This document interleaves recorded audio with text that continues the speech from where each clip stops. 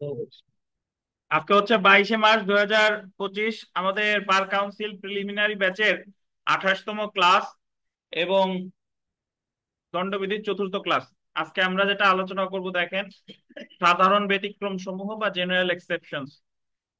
এর আগে আমরা প্রথম যেদিন পড়ছিলাম আপনাদের বলছিলাম যে দণ্ডবিধিতে ওই মোট 23টা অধ্যায়ের মধ্যে 3টে অধ্যায় আলোচনা করতে হলো জেনারেল এক্সপ্লানেশনস বা সাধারণ ব্যাখ্যা সমূহ, এক্সপ্লানেশন। আর চতুর্থ অধ্যায় আলোচনা করতে আপনার সাধারণ ব্যতিক্রম বা জেনারেল এক্সেপশন। তো জেনারেল এক্সপ্লানেশন যেটা, ওটা হলো 6 থেকে 52 ধারা পর্যন্ত। প্রতিটা আইনে কিছু শব্দ আছে, ওই শব্দগুলারে বিস্তারিত ব্যাখ্যা করতে সাধারণ ব্যাখ্যায়। আর এখন আমরা আজকে যেটা পড়বো চতুর্থ অধ্যায় ভিভিআই, যেটা হলো সাধারণ ব্যতিক্রম বা জেনারেল এক্সেপশন। এটা আলোচনা করতে দণ্ডবিধির 76 থেকে 106 ধারা পর্যন্ত। তো খুব সংক্ষেপে যদি বলি যে সাধারণ ব্যতিক্রম আসলে কাকে বলে। সাধারণ ব্যতিক্রম আসলে আপাত দৃষ্টিতে যে কাজটা অপরাধ বলে মনে হয়, বা প্রকৃতপক্ষে সেটা অপরাধ না, যে কারণ দেখাইয়া আপনি ওই অপরাধ থেকে রেহাই পাবেন, সেটারে বলে হলো সাধারণ ব্যতিক্রম। ধরেন একজন গাড়ি বাসের ড্রাইভার, তিনি গাড়ি চালাই যাচ্ছে।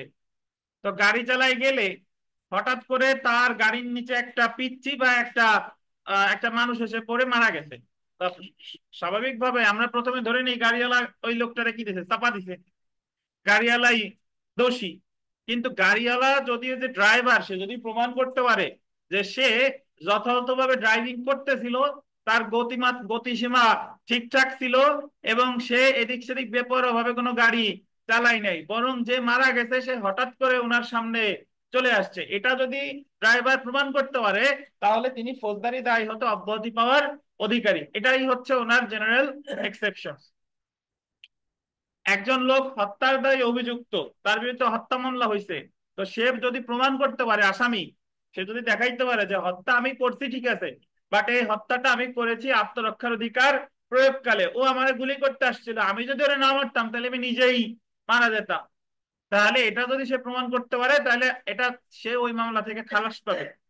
প্রকৃতপক্ষে সে কোনো দোষ করে নাই। অর্থাৎ জেনারেল এক্সেপশন খুব সোজা, যে প্রকৃতপক্ষে যে কারণগুলো মনে হয় হচ্ছে অপরাধ, কিন্তু আসলে সে কি ওই অপরাধটা করে নাই, এটাকেই বলে কি জেনারেল এক্সেপশন বা সাধারণ ব্যতিক্রম। এরকম 73 থেকে 106 ধারা পর্যন্ত বেশ, আমরা দুই একটা ধারা ছাড়া সবগুলো ধারা পড়বো। এই ধারাগুলো আমাদের মনে রাখতে হবে। দেখেন এখানে আমরা প্রারম্ভিক যদি দেখি, এখানে প্রারম্ভিক লেখা আছে, ভুল ঠিকটা ঠিক করে নেন। প্রারম্ভিক হবে দণ্ডবিধির গোল দিবেন চতুর্থ অধ্যায়।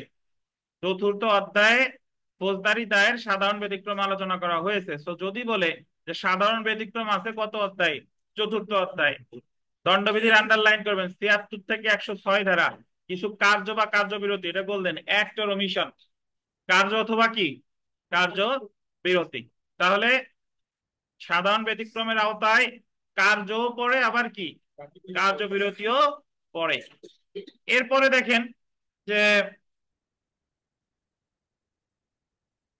সাধারণ ব্যতিক্রম প্রমাণের ভার, এটা আমি বিস্তারিত পড়তেছি না। এখানে আমাদের দণ্ডবিধিতে যত সাধারণ ব্যতিক্রম আছে, এই যে এখন তো 76 থেকে 106 পর্যন্ত পড়তেছি, সামনে আরো অনেক সাধারণ ব্যতিক্রম পাবো। তো ওই ব্যতিক্রম গুলো প্রমাণ করতে হয় আসামিকে, অভিযুক্ত ব্যক্তিকে।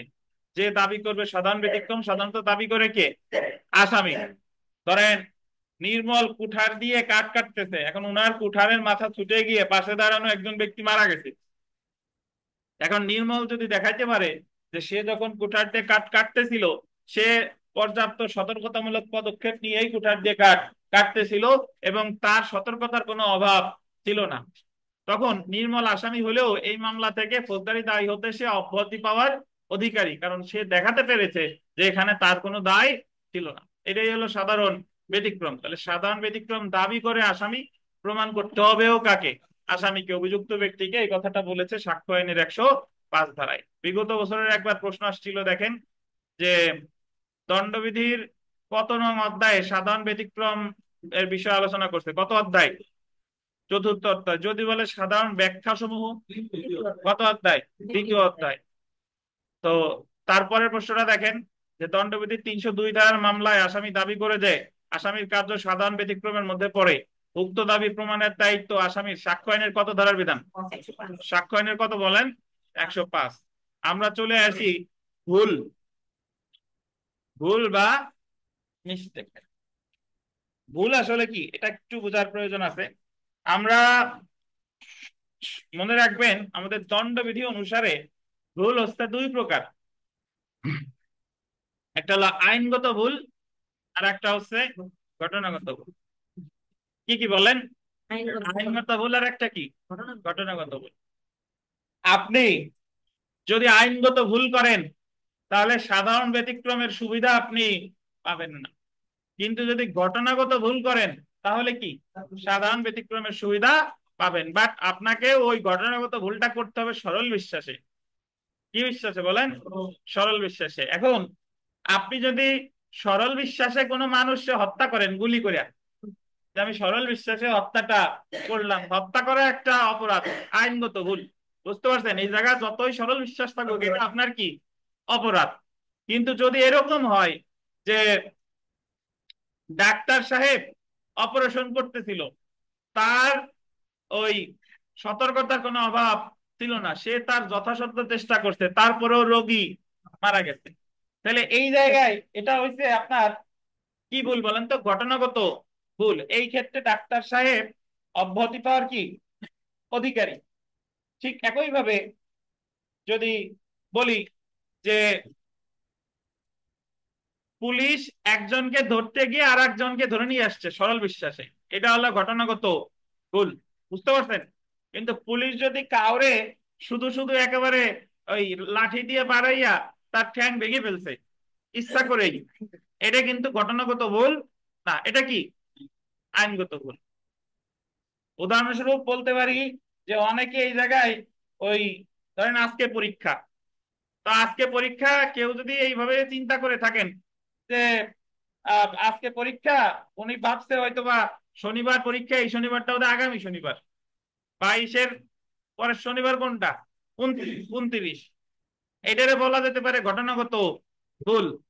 কিন্তু আপনি ইচ্ছা করেই পরীক্ষা দিতে আসেন নাই, এটা কিন্তু ঘটনাগত ভুল না, এটা কি আইনগত ভুল, বুঝতে পারছেন? তাহলে আমাদের এই যে বিষয়টা দাঁড়ালো সেটা হলো যে ঘটনাগত ভুলের ক্ষেত্রে আপনি সাধারণ ব্যতিক্রমের সুবিধা পাবেন, কিন্তু আইনগত ভুলের ক্ষেত্রে কি সাধারণ ব্যতিক্রমের সুবিধা পাবেন না। তো একটু পড়ি দেখেন, দণ্ডবিধির ৭৬ এবং ৭৯ ধারা আইনের সাধারণ নীতিকে স্বীকৃতি দিয়েছে।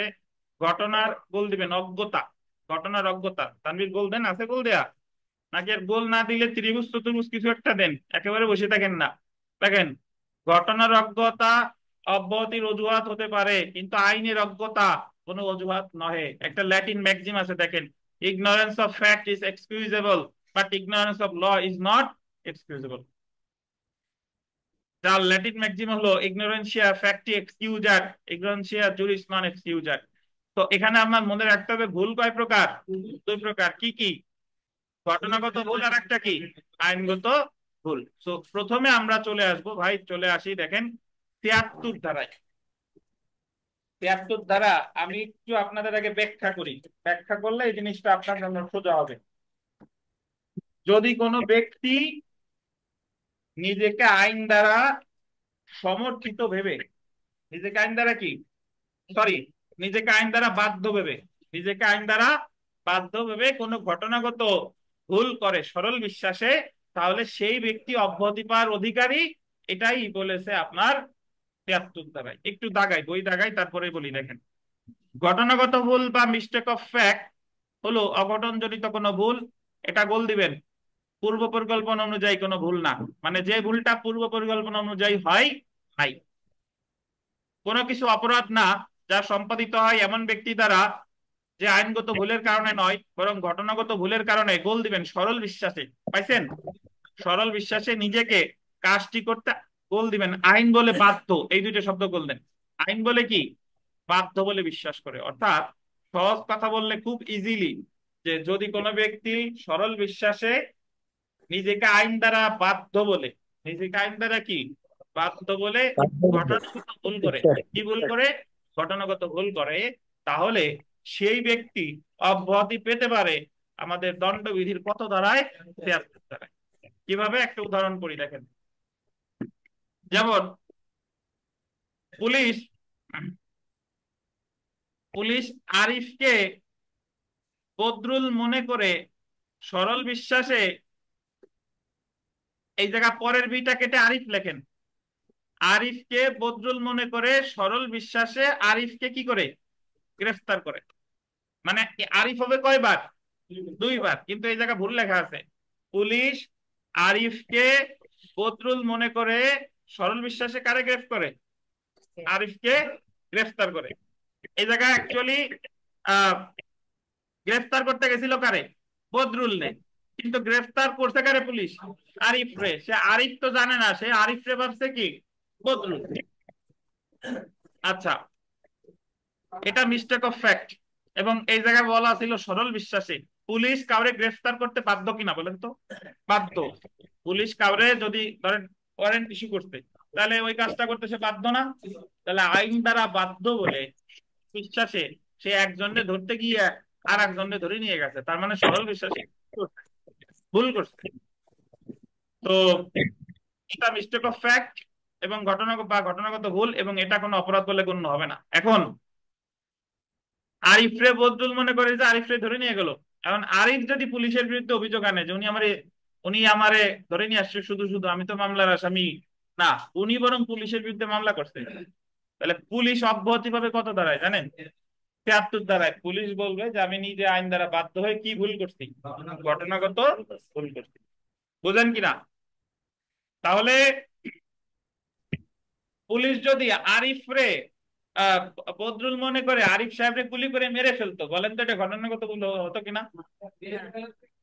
এটা আপনি আরিফ রে মারেন না যারে মারেন, গুলি করা মেরে ফেলাই একটা কি অপরাধ? এটা কি ভুল হয়ে যেত? আইনগত ভুল। তো পুলিশ এখানে নিজেরা আইন দ্বারা বাধ্য বলে কি ভুল করছে? ঘটনাগত ভুল করছে। এবং পুলিশ অব্যাহতি পাওয়ার হকদার কত ধারায়? ৭৩ ধারায়। তো আপনি এই জায়গা দুইটা জিনিস মনে রাখবেন। এক হলো ৭৩ ধারায় আইন দ্বারা বাধ্য বলে কি ভুল করছে? ঘটনাগত। আচ্ছা, তারপরে দেখেন, ঘটনার অজ্ঞতা বা ঘটনা জানি না ফৌজদারি দায় হতে অব্যাহতির অজুহাত হতে পারে, ইগনোরেন্স অফ ফ্যাক্ট ইজ এক্সকিউজেবল। আচ্ছা, এবার চলে আসি আমরা ৭৯ ধারা, দেখেন। আচ্ছা, তার আগে একটু যদি পড়ি যে আইনগত ভুল বা মিস্টেক অফ ল। আইনগত ভুল বা মিস্টেক অফ ল অর্থ হলো কোনো প্রাসঙ্গিক বিষয় সম্পর্কে বিদ্যমান আইন বা অন্য কোনো ভাবে কোনো আইন সম্পর্কে ভুল ধারণা। এটা আমি অলরেডি ব্যাখ্যা দিচ্ছি। আইন জানি না কখনো কোনো কারণ হতে পারে না, অবশ্যই আপনাকে আইন কি জানতে হবে। ইভেন যখন আমরা ওই একটা জিনিস পড়বো, সাক্ষ্য আইনে আছে আপনার এস্টোপেল মনে আছে, স্বকার্যজনিত বাধা। স্বকার্যজনিত বাধাও কিন্তু কিসের ক্ষেত্রে প্রযোজ্য না? বিধিবদ্ধ আইনের ক্ষেত্রে প্রযোজ্য না। আচ্ছা, আমরা একটু এখানে ওই ৭৩ আর ৭৯ শর্তটা পড়ি, দেখেন পার্থক্য আর কি। ৭৩ দ্বারা অলরেডি বলছি যে ৭৩ দ্বারা প্রযোজ্য হবে যদি কোনো ব্যক্তি নিজেকে আইন বলে কি বলে গোল দিবেন? বাধ্য। A person believes himself to be গোল দিবেন বাউন্ড বাই ল। কি by law? Bound by law মনে সরল বিশ্বাসে কোনো কাজ করে, তাহলে তা অপরাধ বলে গণ্য হবে না। অপরদিকে আন্ডারলাইন করবেন ৭৯ দ্বারা প্রযোজ্য হবে যদি কোনো ব্যক্তি নিজেকে গোল দিবেন আইন দ্বারা সমর্থিত বলে মনে করে। এটা গুরুত্বপূর্ণ নতুন যারা আছেন তাদের জন্য। সমর্থিত। ৭৩ আর ৭৯ মধ্যে একটাই পার্থক্য, ৭৩-এ ভুলটা করে, আইনগত ভুলটা করে নিজেকে আইন দ্বারা বাধ্য বলে, আর ৭৯-তে ঘটনাগত ভুলটাই করে। ঘটনাগত ওই ৭৩-এও ঘটনাগত ভুল, ৭৯-তেও ঘটনাগত ভুল। ৭৩-এ ভুলটা করে সরল বিশ্বাসে, ৭৯-তেও করে কি সরল বিশ্বাসে। ৭৩-এ ভুলটা করে নিজেকে আইন দ্বারা বাধ্য বলে, আর ৭৯-তে ভুলটা করে নিজেকে আইন দ্বারা সমর্থিত বলে। সমর্থিত বলে a person believes himself to be justified by law. সরল বিশ্বাসে কোনো কাজ করে তাহলে তা অপরাধ বলে গণ্য হবে না। এখন প্রশ্ন হলো, আইন দ্বারা বাধ্য তো বুঝলাম, আইন দ্বারা সমর্থিত কি? আমি একটু আপনাদের প্রশ্ন জিজ্ঞেস করলে দেরি হবে, আমি একটু মনে করাই দিই যে আমাদের ওই ফৌজদারি কার্যবিধির ৫৯ ধারায় বলা আছে একজন সাধারণ ব্যক্তি, আমি আপনি সাধারণ ব্যক্তি, আমরাও কাউকে গ্রেফতার করতে পারি পুলিশের মতো। যদিও আমরা পুলিশের চাকরি করি না, তথাপি আমাদেরও পুলিশের মতো কাউকে গ্রেফতার করা আইন আমাদের কি দিয়েছে? ক্ষমতা দিয়েছে, সমর্থন দিয়েছে। আমরা কিন্তু বাধ্য না। আমাদের সামনে যদি জামিন অযোগ্য, এবং আমলযোগ্য। যারা নতুন এসেছেন তাদের জন্য বলি, আমলযোগ্য মানে হলো বড় অপরাধ। কি অপরাধ? বড় অপরাধ, বা যে অপরাধের সাজা বেশি, সেটাকে বলে কি? আমলযোগ্য অপরাধ। তো আমাদের সামনে যদি কোনো আমলযোগ্য এবং সেই সাথে ওই অপরাধটা হতে হবে কি জামিন অযোগ্য অপরাধ সংঘটিত হয়, তাহলে ওই ব্যক্তিকে গ্রেফতার করার অধিকার আমাদের আছে। আইন আমারে ক্ষমতা দিতে, বাট আমি বাধ্য না, কিন্তু আইন আমাকে কি ক্ষমতা দিতে। ধরেন সুমন সেন রাস্তা দিয়ে হেঁটে যাচ্ছিল, তো উনার সামনে এই মিলন শিকদার দেলোয়ার রে হত্যা করছে। সুমন সেন হেঁটে যাচ্ছিল, মিলন শিকদার হত্যা করতে কারে? দেলোয়ার রে। এখন সুমন সেন দেখলেন যে মিলন শিকদার যে কাজটা করেছে এটা একটা হত্যা, হত্যাটা হলো আমলযোগ্য অপরাধ আর জামিন অযোগ্য অপরাধ। বুঝেন কিনা? তাহলে সুমন সেন তো জানে, উনি তো পড়ছে ফৌজদারি কার্যবিধি 59 দ্বারা ওনার ক্ষমতা আছে যে মিলনকে গ্রেফতার করার, যদিও উনি একজন সাধারণ ব্যক্তি। তো মিলনকে উনি গ্রেফতার কইরা উনি ওনার বাড়ি নিয়ে গেলে হবে না। মিলনকে গ্রেফতার করে নিকটস্থ ওই আপনার থানায় কি করতে হবে? হাজির করতে হবে। এখন থানায় হাজির করার পরে বা বিচারের সময় মিলন বলতেছে যে ওর অনার, সুমন সেন তো আমারে শুধু শুধু ধরে নিয়ে আসছে। কেন? কারণ দেলোয়ার আমারে মারতে কোপাইতে যাচ্ছিল, দেলোয়ারের কোপ খাইলে আমি নিজেই মারা যাইতাম। আমি তো আমার নিজে বাঁচার জন্য দেলোয়ারে হত্যা করছি। আর আপনি দণ্ডবিধির 100 ধারা একটু দেখতে মর্জি হয়। 100 ধারায় বলা আছে যে কোনো ব্যক্তি নিজে বাঁচার জন্য আর একজনে মারলে সেটা কি হবে না? অপরাধ হবে না। সো মিলন বলতেছে যে আমি কোনো অপরাধ করি নাই। তখন সুমন সেন বলতে পারে যে তুমি যেহেতু 100 ধারার সুবিধা নিছো, তাহলে আমারও ধারা আছে, আমিও কোনো অপরাধ করি নাই। আমি সরল বিশ্বাসে নিজের আইন দ্বারা সমর্থিত বইলে ভাবছি তুমি অপরাধ করছো, আর আইন তো আমার সমর্থন দিছে কততে? 59 ধারায়। তাই আমিও উন- ঘটনা করছি, তাই আমিও অব্যাহতি পাবো 79 ধারায়। এই কথা কুমায় বলেন। তাহলে আইন দ্বারা বাধ্য বলে ঘটনাগত ভুল কত ধারা? 73। বাধ্য হলে 76 দ্বারা স্যার। ঘটনাগত ভুল কত ধারা? 79 ধারা। 76 দ্বারা স্যার। আইন দ্বারা বাধ্য 73, আইন দ্বারা সমর্থিত জাস্টিফাইড বাই ল 79। 79।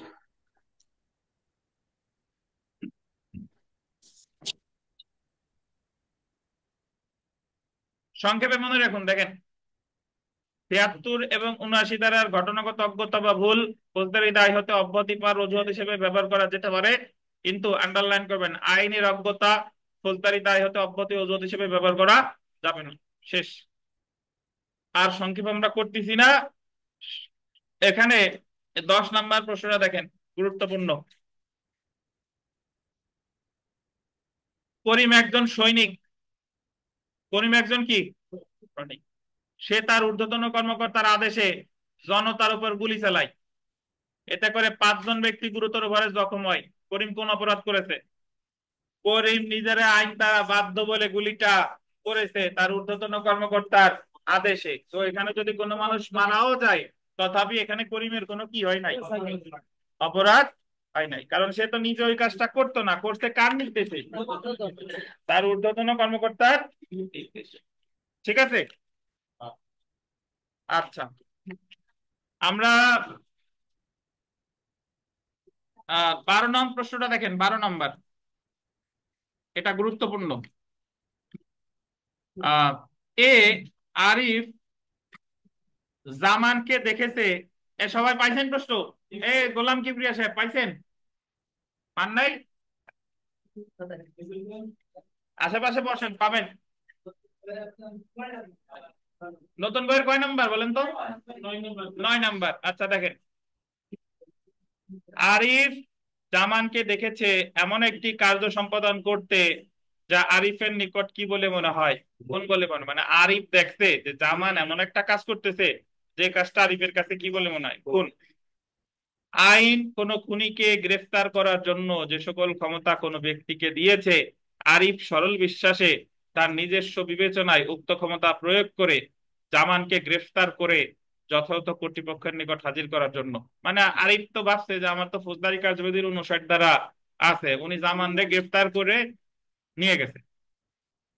এই ক্ষেত্রে মানে পরে পড়তেছি, বাট এখানে স্টার দিয়ে আগে একটু একটা লাইন লেখেন যে যদিও জেড কাজটি করেছে, একটু স্টার দিয়ে লেখেন এই প্রশ্নটার আশেপাশে, যদিও জেড কাজটি করেছে বৈধ আত্মরক্ষার অধিকার প্রয়োগকালে, যদিও জেড কাজটি করেছে বৈধ আত্মরক্ষার অধিকার প্রয়োগকালে।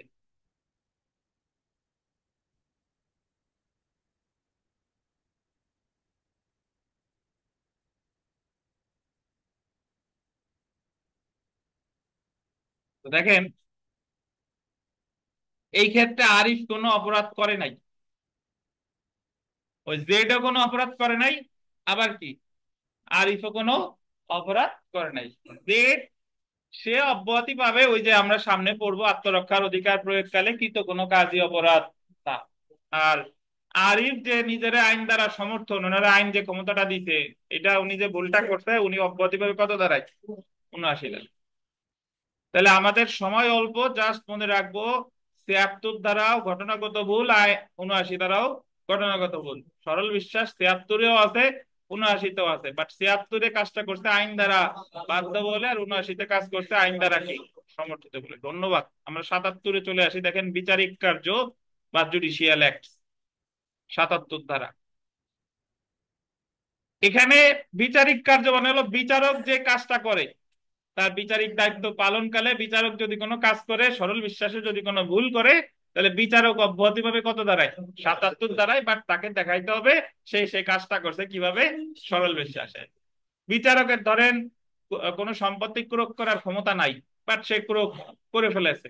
তো কবর থেকে লাশ উত্তোলনের ক্ষমতা নাই, লাশ উত্তোলন করে ফেলেছে। কারো ফাঁসি দেওয়ার ক্ষমতা নাই, ফাঁসি দিয়ে ফেলেছে। বাট সে যদি প্রমাণ করতে পারে যে এটা তার মানে সে যখন কাজ করেছে সরল বিশ্বাসে কাজটা করেছে, সে ভেবেছে যে এই জিনিসটা তার এখতিয়ার ভুক্ত, তাহলে বিচারকের বিরুদ্ধে যে মামলাই হোক না কেন, বিচারকের ক্ষেত্রে ঢাল হিসেবে কাজ করবে দণ্ডবিধির কত ধারা, 77 ধারা।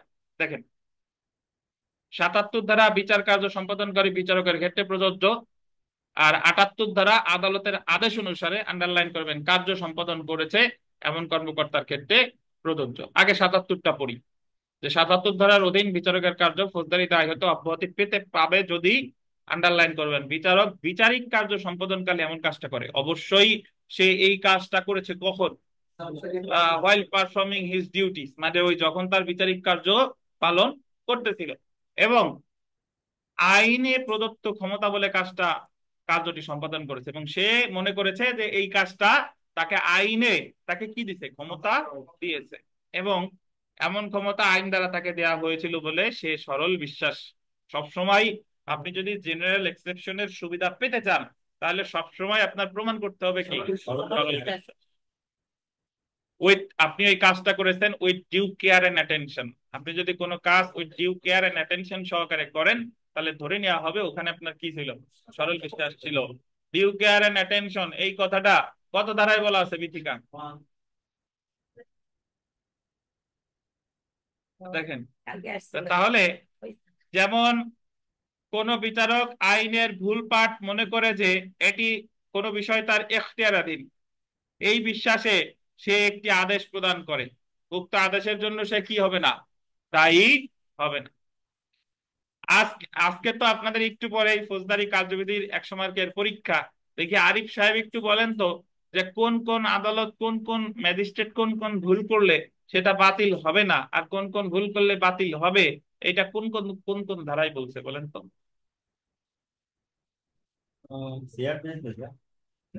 হ্যাঁ সিআরপিসি।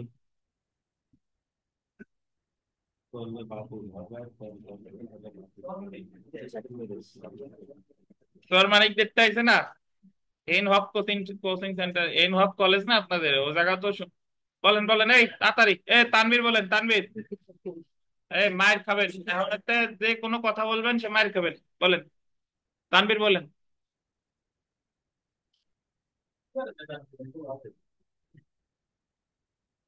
পড়ছেন না ঘুমাইছেন?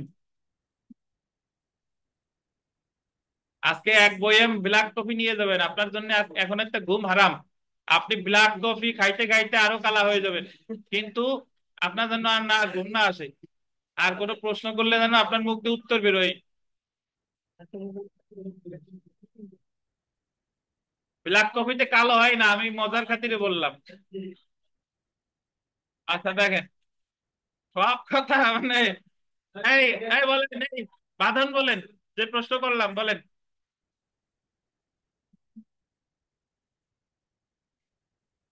এই বিকাশ, প্রশ্ন শুনতেন? বলেন। বাতিল হবে না। আর 530-এ বলছে 18টা কাজ করলে বাতিল হবে। ধন্যবাদ। এগুলা যদি এখনো না পারেন, আবার কয় জি স্যার, জি স্যার। আচ্ছা দেখেন, আমরা 78 ধারায় চলে আসি, তাহলে বিচারকের কার্য অব্যাহতি পাচ্ছে কত ধারায়? 77 ধারায়। এখন আমরা চলে আসি 78 ধারা। 78 ধারা খুব সোজা। সেটা হলো বিচারক কাউরে কোনো কাজ করতে নির্দেশ দিছে, সে যদি সেই কাজটা করে, তো পরে যদি জানা যায় যে বিচারকের বা আদালতের ওই কাজটার আদেশ দেওয়ার কোনো ক্ষমতা ছিল না, কিন্তু যারে নির্দেশ দিছে সে তো করে ফেলাইছে, তথাপি তার কোনো অপরাধ হবে না। ধরেন বিচারক একজনকে ফাঁসির আদেশ দিছে, এবং জল্লাদ আদেশ পর সাত সাত ধরেন ফাঁসি কার্যকর করে ফেলছে, কিন্তু পরে জানা গেল যে ওই ফাঁসির আদেশটা দেওয়া ঠিকঠাক হয় না, কিন্তু অলরেডি তো জল্লাদ কি করে ফেলছে, মানে তার দায়িত্ব পালন করে ফেলেছে। তো এই ক্ষেত্রে জল্লাদ অব্যাহতি ভাবে কত দাঁড়ায়? 78 ধারা। এখন আপনি বলতে পারেন যে জল্লাদ কিভাবে জল্লাদ এখানে বেআইনি কোনো কাজ করে নাই, সে তার আইনগত দায়িত্বই কি পালন করেছে। তো জল্লাদ এক্ষেত্রে অব্যাহতি ভাবে কত ধারায়? 78 ধারায়। তো আপনার মনে রাখতে হবে যে 77 ধারা প্রযোজ্য স্বয়ং কার ক্ষেত্রে? বিচারক। আর 78 ধারা প্রযোজ্য আদালত বা বিচারকের নির্দেশ অনুসারে কার্য করেছে এরকম কোন ব্যক্তি। দেখেন, 78 ধারা অনুযায়ী আদালতের আদেশ অনুসারে কার্য সম্পাদনকারী কোন কর্মকর্তার কার্য ফৌজদারি দায় হতে অব্যাহতি পেতে পারে যদি তিনি কার্যটি আদালতের আদেশ অনুযায়ী কি করে সম্পাদন করে, এবং যখন আদেশটি আন্ডারলাইন করেন বলবৎ ছিল, শুধুমাত্র সেই সময় যখন আদেশটা বলবৎ ছিল সেই সময় সেই কাজটা কি করেছে নাকি। আহ তারপরে দেখেন, এই আদেশ দিতে আদালতের এখতিয়ার ছিল কি ছিল না তা বিবেচ্য বিষয় না, কিন্তু কর্মকর্তা কার্যটি সম্পাদন করেছে সে সরল বিশ্বাসে বিশ্বাস করে আদালতের এমন এখতিয়ার ছিল। যেমন দেখেন, বিচারকের আদেশ অনুযায়ী জল্লাদ কোন দণ্ডিত ব্যক্তির ফাঁসি কার্যকর করলে জল্লাদের এমন কার্য কি হবে না? অপরাধ হবে না, কারণ সে এই কাজটা করেছে কার আদেশ অনুসারে?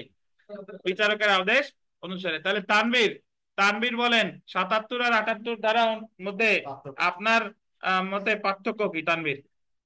ব্যাপারটা হচ্ছে যে একজন জজ সে হচ্ছে বিচারিক কার্য সম্পাদন কালে আহ, যে সরল বিশ্বাসের যে কাজগুলো করবে হুম। সেইগুলো হচ্ছে তাকে 77 ধারা ঢাল হিসেবে কাজ করবে। আর হচ্ছে 78 ধারায় হলো আদালতের নির্দেশ অনুসারে যে কাজগুলো করা হবে যারা পালন করবে তারা হচ্ছে 78 ধারায় প্রতিরক্ষা পাবে। ধন্যবাদ। তো আমরা বিগত বছরের প্রশ্নে আসি। দেখেন, একজন বিচারক সরল বিশ্বাসে সম্পাদিত বিচারিক কাজ অপরাধের অন্তর্ভুক্ত নয়। বিচারক সরল বিশ্বাসে কাজ করলে কত ধারায়? 77 ধারা। তাহলে আমরা চারটা ধারা পড়ছি, 73, 79, 77, 78। 73-এ ঘটনাগত ভুল আইন দ্বারা বাধ্য বলে পুলিশ একজনকে ধরতে গিয়ে আর একজনকে ধরে ফেলছে। 79-তে ঘটনাগত ভুল কিন্তু আইন দ্বারা কি সমর্থিত বলে আপনি সাধারণ মানুষ গ্রেফতার করছেন উদাহরণস্বরূপ। 77-এ ভুলটা করছে কে? বিচারক। কি বিশ্বাসে? সরল বিশ্বাস। আর 78-এ ভুলটা করছে কি? কোন কর্মকর্তা, আদালতের নির্দেশ অনুসারে কোন কর্মকর্তা। তো সে অব্যাহতি পাবে কত দ্বারায়? 78 দ্বারায়। আচ্ছা, তো সেলফ প্র্যাকটিসে এখানে বেশ কতগুলো প্রশ্ন আছে, আমরা এগুলো যেটা দরকার সেটা একটু পড়ি। আপনাদের নতুন বইতে হয়তো বা 80 ধারা এমনিতে আছে। 7 নাম্বার প্রশ্নটা দেখেন, 7 নাম্বার, পুরাতন বই 7, নতুন বইতে কি 80 ধারা আলাদাভাবে আছে? আচ্ছা, 80 ধারা যদি থাকে সবাই একটু 80 ধারার কথাটা একটু শুনেন।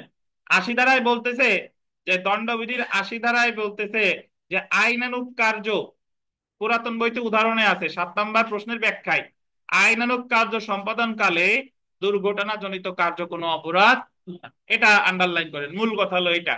আপনি আপনার আইনগত দায়িত্ব পালনকালে যদি কোনো দুর্ঘটনা ঘটে যায়, তাহলে আপনি অব্যাহতি পাবেন কত ধারায়? 80 ধারায়। উদাহরণ দেখেন, দেখেন। ক, একটি কুঠার নিয়ে কাজ করছে, কুড়াল আর কি, কুড়াল। কুড়ালটির মাথা উঠে যায় এবং কাছের দণ্ডায়মান এক ব্যক্তিকে কি করে? নিহত করে। এখানে কয়ের অপরাধ শুনেন।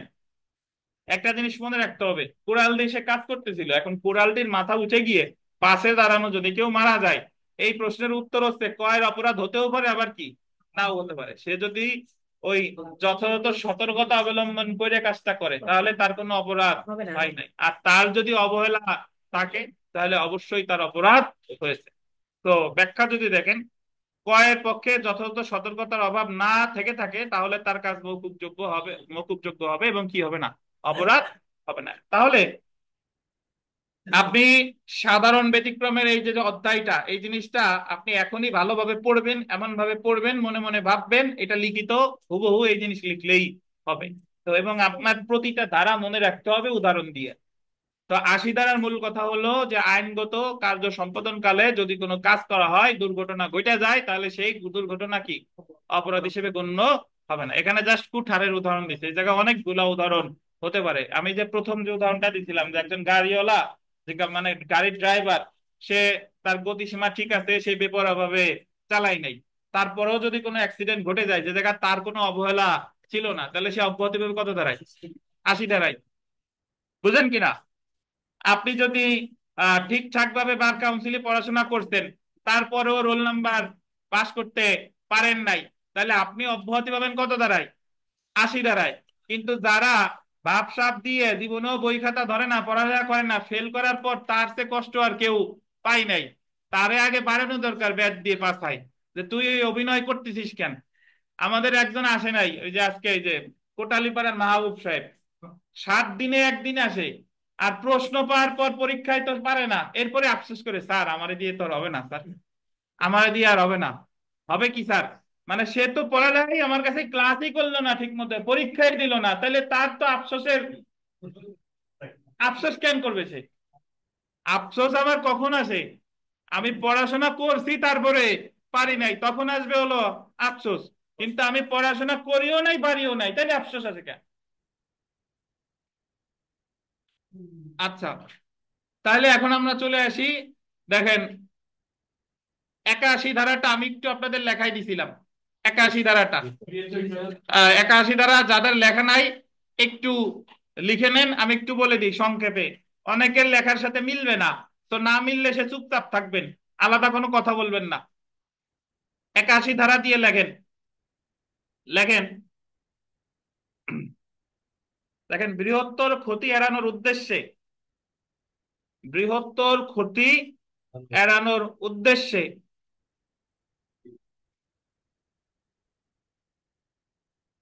নিরুপায় হয়ে,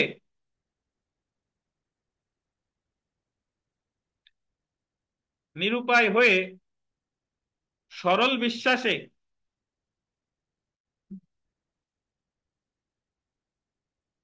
নিরুপায় হয়ে সরল বিশ্বাসে ক্ষুদ্রতর ক্ষতি সংগঠিত করলে,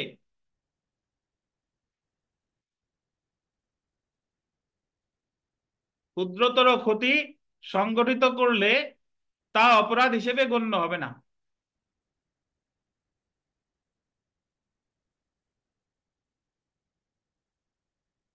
তা অপরাধ হিসেবে গণ্য হবে না।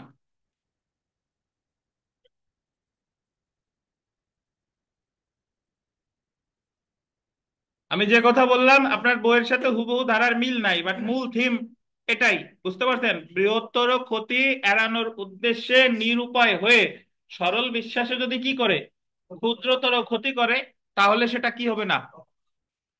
অপরাধ বলে গণ্য হবে না। আমি একটু উদাহরণ দেই, এ জায়গায় লেখা লাগবে না, উদাহরণটা এমনি শুনেন। উদাহরণটা হলো এরকম, আগে বইয়ের উদাহরণই দেই। বইয়ের উদাহরণে বলছে যে একজন জাহাজের ক্যাপ্টেন, সে জাহাজ চালাচ্ছে, এখন জাহাজটা সে যখন থামাবে, মানে নোঙর ফেলবে, তো নোঙর ফেলতে হলে হয় তাকে ডানে যেতে হবে, না হলে তাকে কি বামে যেতে হবে। এই জায়গায় জাহাজের ক্যাপ্টেনের কোনো দোষ নাই, তার নোঙর ফেলতে হলে একদিকে যাওয়াই লাগবে। কিন্তু উনি যদি ডানে যায়, দেখলো যে ডানে একটা নৌকা আছে, ওই নৌকায় যাত্রী আছে 50 জন। কয়জন? 50 জন। আর বামে নোঙর ফেললে বামেও একটা নৌকা আছে, কিন্তু ওই নৌকায় যাত্রী আছে 10 জন। এখন উনি যে পাশেই যাক না কেন, ওই নৌকাতে আঘাত করা, জাহাজ কর্তৃক আঘাত করা কি লাগবেই, এবং ওই নৌকায় আঘাত করলে নৌকার যাত্রীরা ডুবে যাওয়ার সম্ভাবনা আছে। এখন উনাকে একদিকে নোঙর ফেলতেই হবে। এখন ওনার হাতে কিন্তু কোনো অপশন ছিল না, এবং ওই জায়গায় ওনার কোনো ত্রুটিও নাই। এখন উনি যদি ওই 50 জনকে বাঁচাতে গিয়ে যদি কি করে, এই 10 জনকে আঘাত করে, বৃহত্তর ক্ষতি। 50 জন ডেফিনেটলি কি বৃহত্তর। তো ওই বৃহত্তর ক্ষতি এড়ানোর জন্য উনি যদি ক্ষুদ্রতর ক্ষতি করে, অবশ্যই দেখা মনে রাখতে হবে 81 দ্বারা অ্যাপ্লিকেবল করতে হলে আমার দেখাতে হবে আমি এই কাজটা করেছি সরল বিশ্বাসে এবং নিরুপায় হয়ে। কি হয়ে? নিরুপায় হয়ে। তাহলে ওই 10 জনের নৌকা যদি উনি ডুবিয়েও ফেলে, 10 জন যদি মারাও যায়, তথাপি জাহাজের ক্যাপ্টেন অব্যাহতিভাবে কত দাঁড়ায়? 81 দাঁড়ায়। বুঝতে পারছেন? তো বৃহত্তর ক্ষতি এড়ানোর উদ্দেশ্যে যদি কেউ সরল বিশ্বাসে নিরুপায় হয়ে ক্ষুদ্রতর ক্ষতি করে, তাহলে সে অব্যাহতিভাবে কত দাঁড়ায়? 81 দাঁড়ায়। বুঝতে পারছেন? ওই যেমন দিয়ে একটু লিখে রাখেন জাহাজের উদাহরণ, যাতে আপনার পরে মনে পড়ে, যে যেভাবে লিখে রাখতে পারেন জাহাজের উদাহরণ। আচ্ছা। তো বুঝতে পারছেন তো? আচ্ছা, ঠিক আছে, ধন্যবাদ। তো আবার আমি বলি, 76 দ্বারা ঘটনাগত ভুল আইন দ্বারা বাধ্য, 79 দ্বারা ঘটনাগত ভুল আইন দ্বারা সমর্থিত, 77 দ্বারা বিচারকের কার্য, 78 দ্বারা আদালতের নির্দেশ অনুসারে কোনো কর্মকর্তার কার্য, 80 দ্বারা আইনানুগ দায়িত্ব সম্পাদনকালে দুর্ঘটনা যদি ঘটে যায় সেটা অব্যাহতি পাবে, 81 দ্বারা বৃহত্তর ক্ষতি এড়ানোর জন্য কি ক্ষুদ্রতর ক্ষতি। ধন্যবাদ। এখন আমরা চলে আসি শিশুর কার্য। শিশু, শিশু বা অপ্রকৃতস্থ উন্মাদ ব্যক্তি বা মাতাল ব্যক্তির কার্য। Acts of child, person of unsound mind and intoxicated person. সর্বপ্রথম আমরা চলে আসি 82 ও 83 ধারায়। প্রথমে আসেন 82 ধারা, আন্ডারলাইন করবেন 9 বছরের কম বয়স্ক শিশুর কার্য। ধারা কত? 82। 82 ধারায় বলতেছে যে 9 বছরের কম বয়স্ক কোন শিশু যে অপরাধী করুক না কেন, তারে কখনোই দোষী সাব্যস্ত করা যাবে। যার বয়স 9 বছরের কম, সে যদি একজনকে, ওই ভিডিও, একেবারে ভিডিও আছে, ধরেন একজনকে দাও দিয়ে কুপিয়ে মেরে ফেলছে, বলেন কি তাও এর অপরাধ হবে কিনা? তাও এর অপরাধ কি হবে না, কারণ আইন এর অব্যাহতি দিয়ে দিচ্ছে। দণ্ডবিধির কত দ্বারায়? 82 দ্বারায়। তবে তার বয়স হতে হবে কত দিনের কম? 9 বছরের কম। এখন যারা প্রশ্ন করেন যে কারো বয়স যদি, হ্যাঁ ওই যে আপনার প্রশ্নের উত্তর দিয়ে দিচ্ছি, একেবারে ঘড়ির কাঁটা মিলিয়ে যদি একজ্যাক্ট 9 ইয়ার্স হয়, তাহলে আবার সে 82 ধারার সুবিধা পাবে। আপনাদের এখানে কেউ আছেন নাকি 9 বছর বয়স্ক? আচ্ছা, দেখেন। তাহলে 9 বছর বয়স্ক একেবারে পুরাপুরি 9 বছর হলে কিন্তু 82 ধারার সুবিধা পাবে না। হতে হবে কয় বছরের কম? 9 বছরের কম। এবং এখানে একটু স্টার দিয়ে লিখে রাখেন 2004 সালের সংশোধনী। 2004 সালের সংশোধনী। আগে এই জায়গা ছিল 7 বছর, এই 9-এর জায়গা শব্দটা ছিল কি 7। আর এই জায়গা 2004 সালে দণ্ডবিধি সংশোধন করে 7-এর জায়গা দেওয়া হয়েছে কত? 9।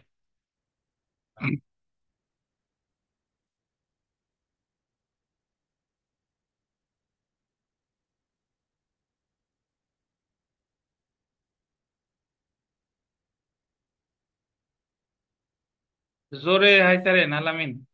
আচ্ছা, দেখেন, তাহলে 9 বছরের কম বয়স্ক শিশু কর্তৃক সম্পাদিত কোনো কার্য অপরাধ বলে গণ্য হবে না। 9 বছরের কম বয়স্ক কোনো শিশু যে কাজই করুক না কেন, সে সম্পূর্ণভাবে ফৌজদারি দায় হতে অব্যাহতি পাবে। এটা হলো কনক্লুসিভ প্রুফ। আমাদের সাক্ষ্য আইনে মনে আছে যে মে প্রিজুম, শ্যাল প্রিজুম, আর কনক্লুসিভ প্রুফ। কনক্লুসিভ প্রুফ মানে হলো ইররেবাটেবল, যেটা খণ্ডন করা যায় না। তো একজন 8 বছরের শিশু সে যত বড়ই অপরাধ করুক না কেন, এটা আপনি কি করতে পারবেন না? খণ্ডন করতে পারবেন না। এখন আমরা চলে এসেছি 83 ধারা। দেখেন 83, 9 বছরের অধিক কিন্তু 12 বছরের কম বয়স্ক শিশুর কার্য। ধারা কত? 83। আমরা জানি যে 9 বছরের কম হইলে অপরাধ না, আর যদি পুরোপুরি 9 বছর হয় অবশ্যই কি অপরাধ। কিন্তু 83 ধারায় এটারে একটু আরো ব্যাখ্যা দিছে, সেটা হলো যার বয়স 9 বছরের বেশি কিন্তু 12 বছরের কম, কিন্তু সে স্বাভাবিক মানুষের মতো না, সে হচ্ছে অপরিণত বোধ শক্তি সম্পন্ন ব্যক্তি। মানে একজন 9 থেকে 12 বছর বয়স্ক শিশুর যে বোধ বুদ্ধি থাকা দরকার, সে কি সেই রকম বোধ বুদ্ধি তার নাই। আপনাদের এই জায়গাও কেউ কেউ অপরিণত বোধ শক্তি সম্পন্ন আছেন মনে হয় নাকি? অপরিণত বোধ শক্তি সম্পন্ন, 9-এর বেশি, 12-র কম, স্বাভাবিক শিশুর মতো না। কেমন? অস্বাভাবিক একটু, মানে পাগল তার মানে এই না যে সে পাগল, কিন্তু সে একটু বুঝতে টুঝতে কম পারে আর কি। দেখেন, 9 বছরের অধিক কিন্তু 12 বছরের কম বয়স্ক গোল্ডেন অপরিণত বোধ শক্তি সম্পন্ন শিশুর কাজ কোনো কি অপরাধ নয়।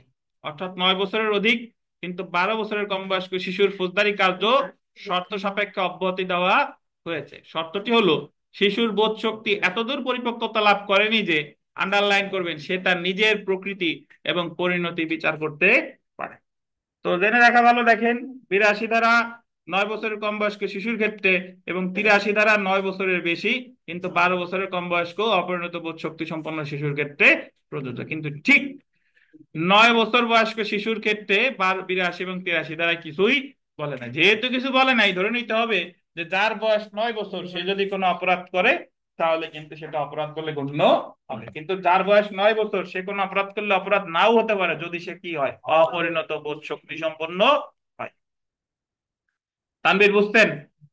বিগত বছরের প্রশ্ন দেখেন, আহ দণ্ডবিধি অনুসারে কত বছরের কম বয়স্ক শিশুর কর্মকাণ্ড শাস্তিযোগ্য অপরাধ হিসেবে গণ্য হবে না? কত বছরের? এই জায়গায় উত্তর উনি বুঝাইতে চাইছে কয় বছর? 9 বছর। আর 2004 সালের আগে হইলে উত্তর হতো কত? 7 বছর। 2 নং প্রশ্নটা দেখেন, কত বছর বয়সের শিশু কোনো অপরাধ করলে অপরাধ বলে গণ্য হয় না? এটা উত্তর হবে কত? কত বছরের কম বলে নাই, কিন্তু বলছে কত বছরের শিশু। তো যার বয়স এক্সাক্ট 9 বছর সে অপরাধ করলে তো অপরাধ, 10 বছর অপরাধ করলে তো অপরাধ, 12 বছর অপরাধ করলে তো অপরাধ, তাহলে কত বছর বয়সের শিশু অপরাধ করলে অপরাধ হবে না? 7 বছর। তো প্রশ্ন সঠিকভাবে লেখা হয়নি, কথাটা ঠিক না, ঠিকঠাকই আছে। বুঝতে পারছেন?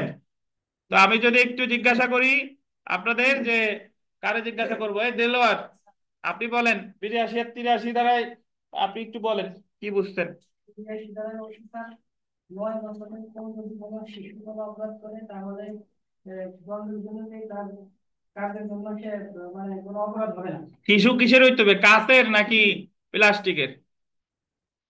আর এই 83 ধারায় বলছে হলো স্যার 9 বছরের অধিক কিন্তু 12 বছরের কম যদি তার মানে অপরিণত আর কি বোধ শক্তি, সে যদি কোনো অপরাধ করে তাহলে কোনো অপরাধ সে গণ্য হবে না। হয়েছে নাকি দেলোয়ারের? বলেন আপনারা, হয়েছে? ওনার কথা হয়েছে? ঠিক আছে, তো পাইছে গেছেন দেলোয়ার।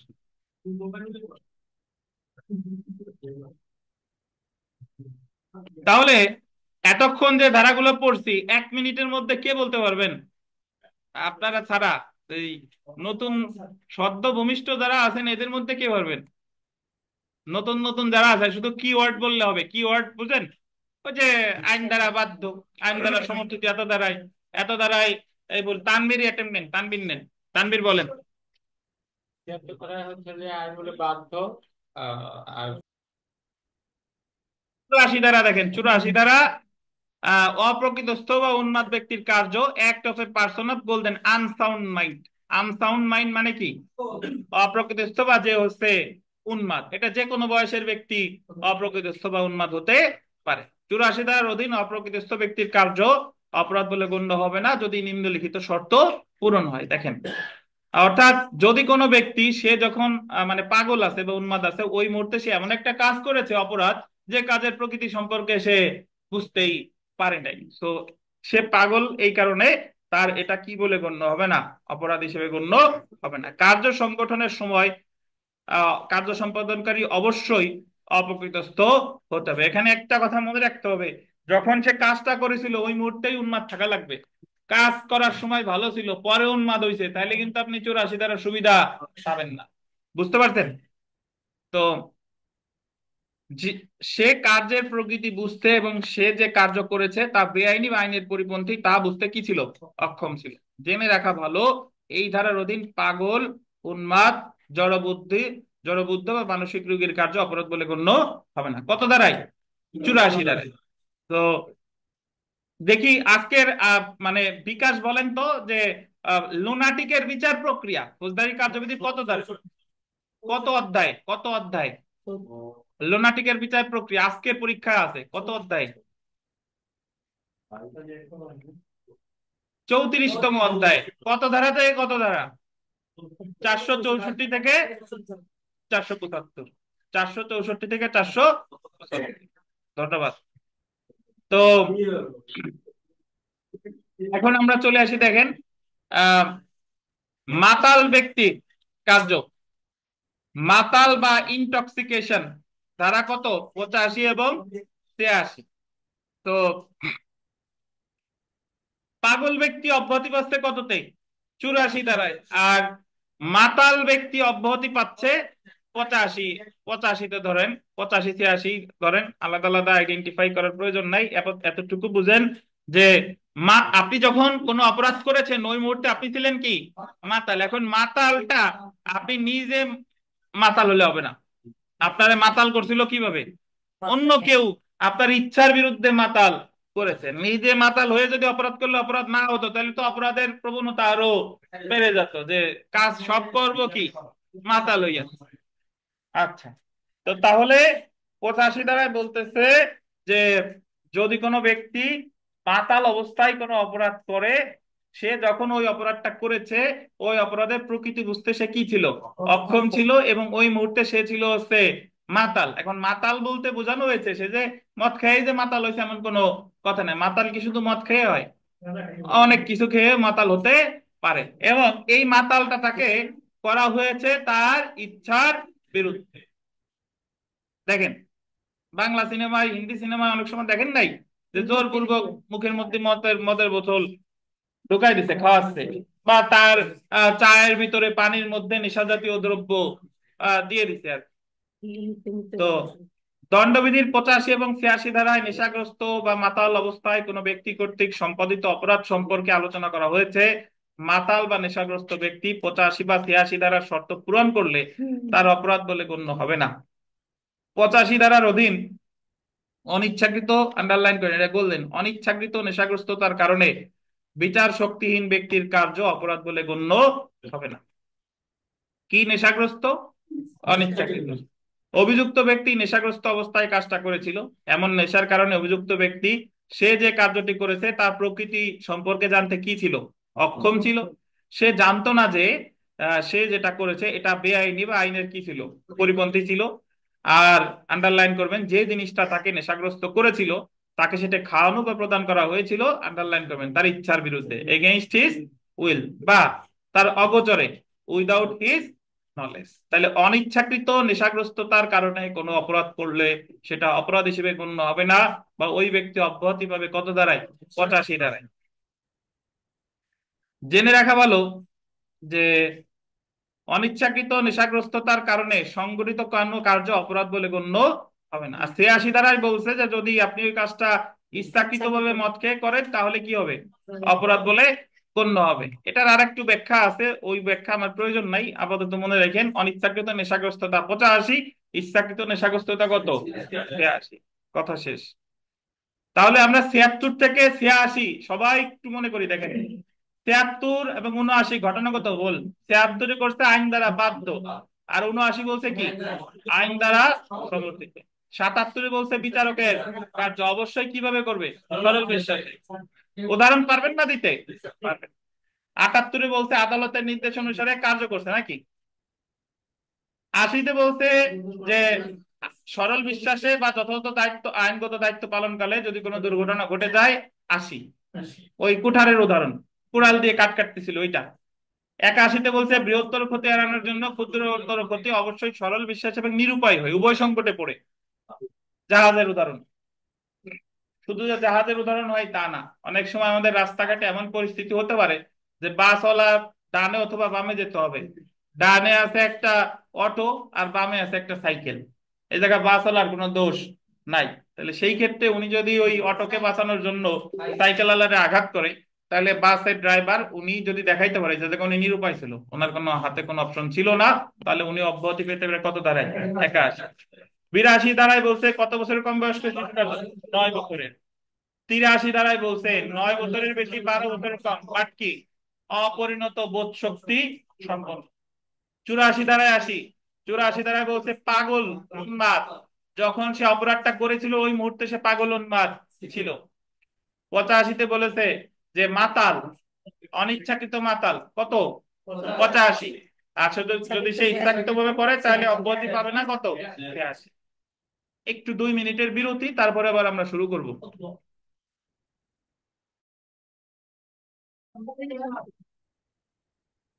আমরা ক্লাস শুরু করব, দেখেন তো এখানে 7 নাম্বার প্রশ্নটা, 7 নম্বর প্রশ্নটা সর্বশেষ প্রশ্নটা একটু দেখি। এখানে বলেছে যে নেশাগ্রস্ততার কারণে বিচার শক্তি রহিত কোনো ব্যক্তির কর্ম অপরাধ বলে গণ্য হবে না যদি নেশা জাতীয় বস্তু তার অগোচরে বা তার কি ইচ্ছার বিরুদ্ধে প্রয়োগ করা হয়। আমরা চলে আসি 87 থেকে 90। সম্মতি। সম্মতিকে ইংরেজিতে কি বলে? কনসেন্ট। কনসেন্ট।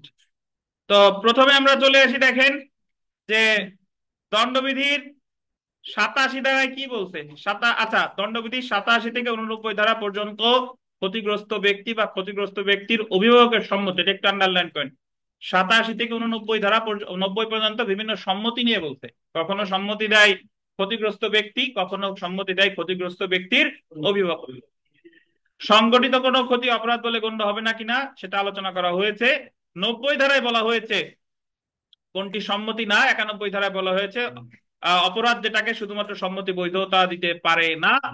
আচ্ছা, এগুলা পরে আসতেছি, আমরা সরাসরি চলে আসি 87 ধারা। দেখেন 87 ধারা একটু আগে বই দাগাই, তারপরে আপনাদের বলি যে 87 ধারায় বলতেছে 87 ধারার অধীন কোনো কিছু অপরাধ বলে গণ্য হবে না যদি অভিযুক্ত ব্যক্তি, গোল দিবেন 18 বছর বেশি বয়সের, বল দিবেন অভিযুক্ত ব্যক্তি মানে না আসামি, এমন একজন ব্যক্তির সম্মতি নিছে যার বয়স কত?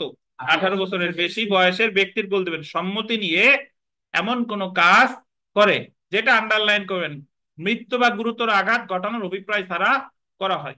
আর সে জানে না যে এমন কাজ, আন্ডারলাইন করেন, মৃত্যু বা গুরুতর জখম ঘটাতে পারে। একটু আমি ব্যাখ্যা দিই তাহলে বুঝবেন। যদি একজন ব্যক্তি আর একজন ব্যক্তির সম্মতি নিয়ে কোনো কাজ করছে, যার সম্মতি নিছে তার বয়স কত? 18 বছরের বেশি, এবং যে কাজে সম্মতি নিল সেই কাজে মৃত্যু বা গুরুতর জখম ঘটানোর কোনো অভিপ্রায় নাই, বা মৃত্যু বা গুরুতর জখম হওয়ার কোনো সম্ভাবনাও নাই।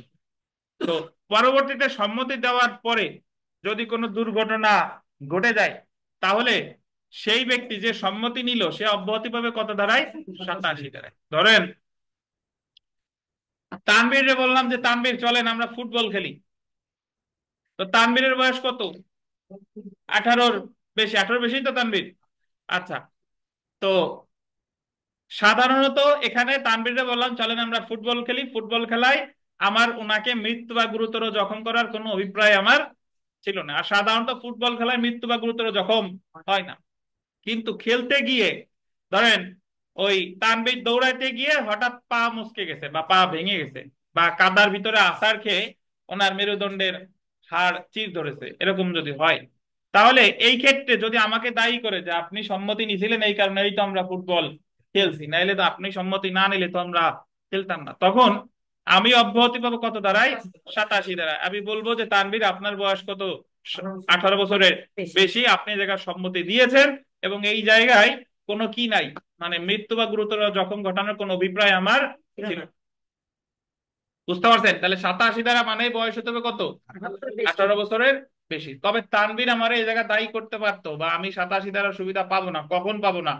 যখন এই তানভীরের এই আঘাতের পিছনে আমার ভূমিকা আছে, আমি ফাউল প্লে করেছি, তানভীরের ল্যাং মেরে আমি ফেলে দিছিলাম ফুটবল খেলার সময়, হ্যাঁ, তো তখন আবার আমি কিন্তু 87 ধারার সুবিধা পাবো না, যদি আমি নিয়ম বিরুদ্ধ ভাবে খেলাটা খেলে থাকি।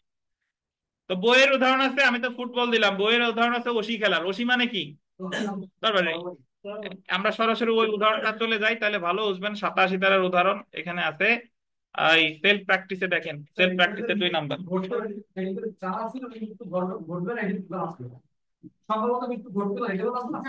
না, আপনার বইতে আছে লেখা, এই বইতে নাই। দেখেন, দেখেন, এ ও বি আনন্দ করার জন্য পরস্পর বসি খেলার জন্য একমত হয়। কিসের জন্য একমত হয়? আনন্দ করবে। এই জায়গা মৃত্যু বা গুরুতর আঘাত কিছু ছিল না। বসি মানে ধরেন তরবারি, বসি খেলা চলাকালে এর কারণে বি কি পায়? আঘাত পায় এবং বি এর পা ভেঙে যায়। এর অপরাধ কি? এ কোনো অপরাধ করেনি। তবে ব্যাখ্যা দেখেন, বসি খেলার জন্য এ ও বি এর মধ্যকার সম্মতি বোঝায় যে অসাধুতার ক্ষেত্র ছাড়া অনুরূপ বসি খেলার সময় সংঘটিত যে কোনো আঘাত বহনে তারা কি একমত। বসি খেলা চলাকালে এ এর কারণে বি যে আঘাত পেয়েছে তার জন্য এ কোনো অপরাধ করেনি। কত দ্বারা? 87। কিন্তু এ যদি খেলার নিয়ম বিরুদ্ধে পন্থা অবলম্বন করে কোনো ক্ষতি করে তাহলে কিন্তু কি হবে? তাই, মানে নিয়ম বিরুদ্ধ, বুঝেন তো? ওই ইচ্ছা করেই আঘাত দিয়ে দিছে আর কি। তাহলে কিন্তু আবার কি হবে? তাই হবে। তা রথিন সাহেব, নিয়ম বিরুদ্ধ ভাবে মহাভারতের যুদ্ধে কে কার সাথে খেলছিল বলেন? গদা যুদ্ধে বলেন।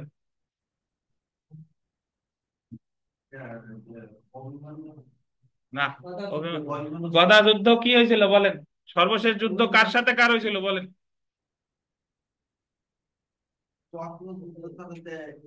না,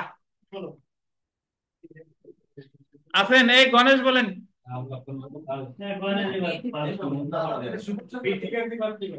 সুমন সেন পারবেন? এই তো, ধন্যবাদ। ভীম গদা যুদ্ধের সময়, গদা যুদ্ধের সময় এই আহ, কোমরের নিচে মারা নিষিদ্ধ, কিন্তু সে মারছিল কোথায়? কোমরে। ধরেন কোমরের নিচে, তাহলে নিয়ম বিরুদ্ধ ভাবে খেলছিল, তাহলে ভীম কিন্তু 87 ধারার সুবিধা পাবে না। আচ্ছা দেখেন,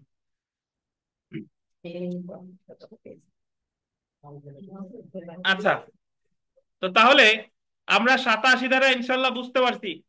এখন আমরা 3টা ধারা একসাথে পড়বো। আগে 88 ধারাটা একটু পড়ি। দেখেন, 87 ধারা বুঝেন নাই কেউ আছেন এই জায়গায়? অনলাইন অফলাইন 87 ধারা বুঝেন নাই? 87 ধারা মানেই সম্মতি নিছেন কত বছর বয়স্ক ব্যক্তির? 18 বছর বেশি বয়স্ক ব্যক্তির। এই আশরাফুল সাহেব, আপনি যে কথা বললেন যে সে জানে না যে এমন কাজ সম্ভবত মৃত্যু বা গুরুতর জখম ঘটাতে পারে, আপনি কি এই যে ঘটাতে পারে পরে না নাই এটা বলছেন? তাহলে কোনটা বলছেন?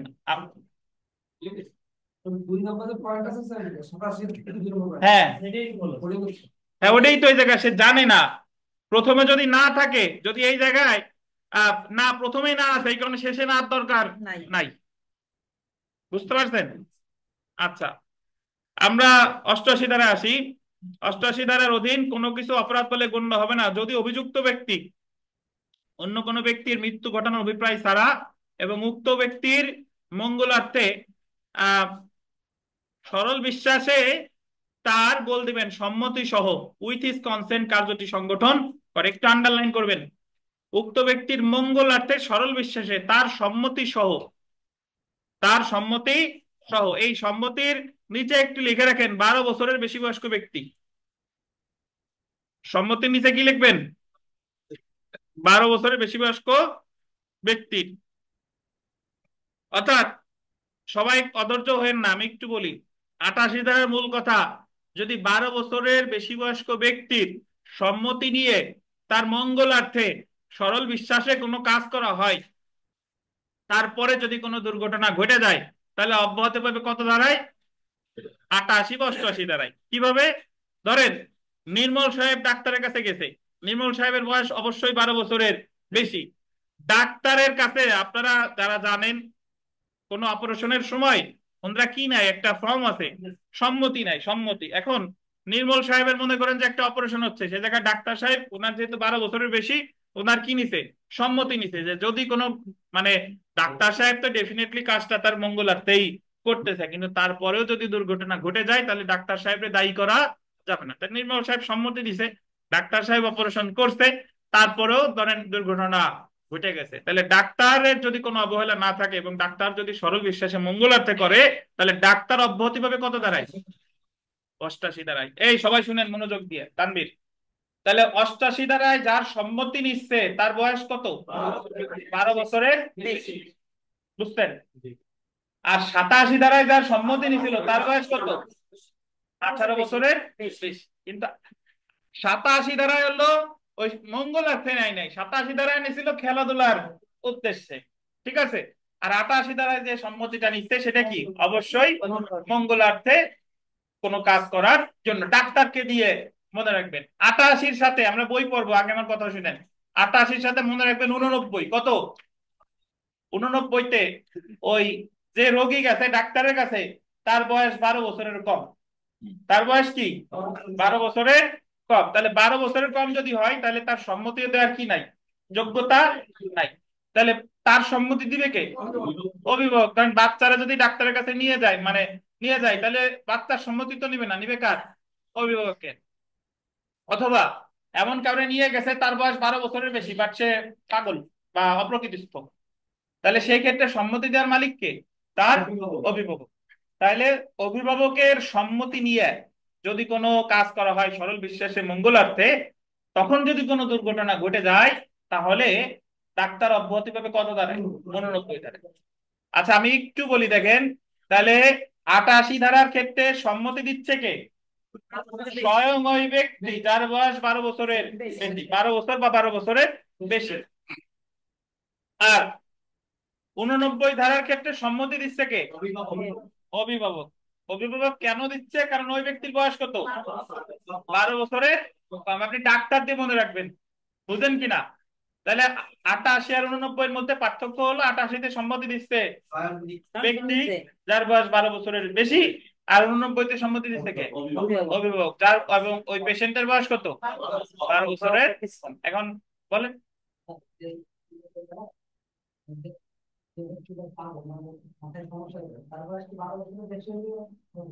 হবে। আচ্ছা 89 ধারায় যে কথাটা বলছে শুনেন, এই জায়গায় 89 ধারা হলে যদি সুস্থ স্বাভাবিক হয় তাহলে তার বয়স হতে হবে কত? 12 বছরের কম।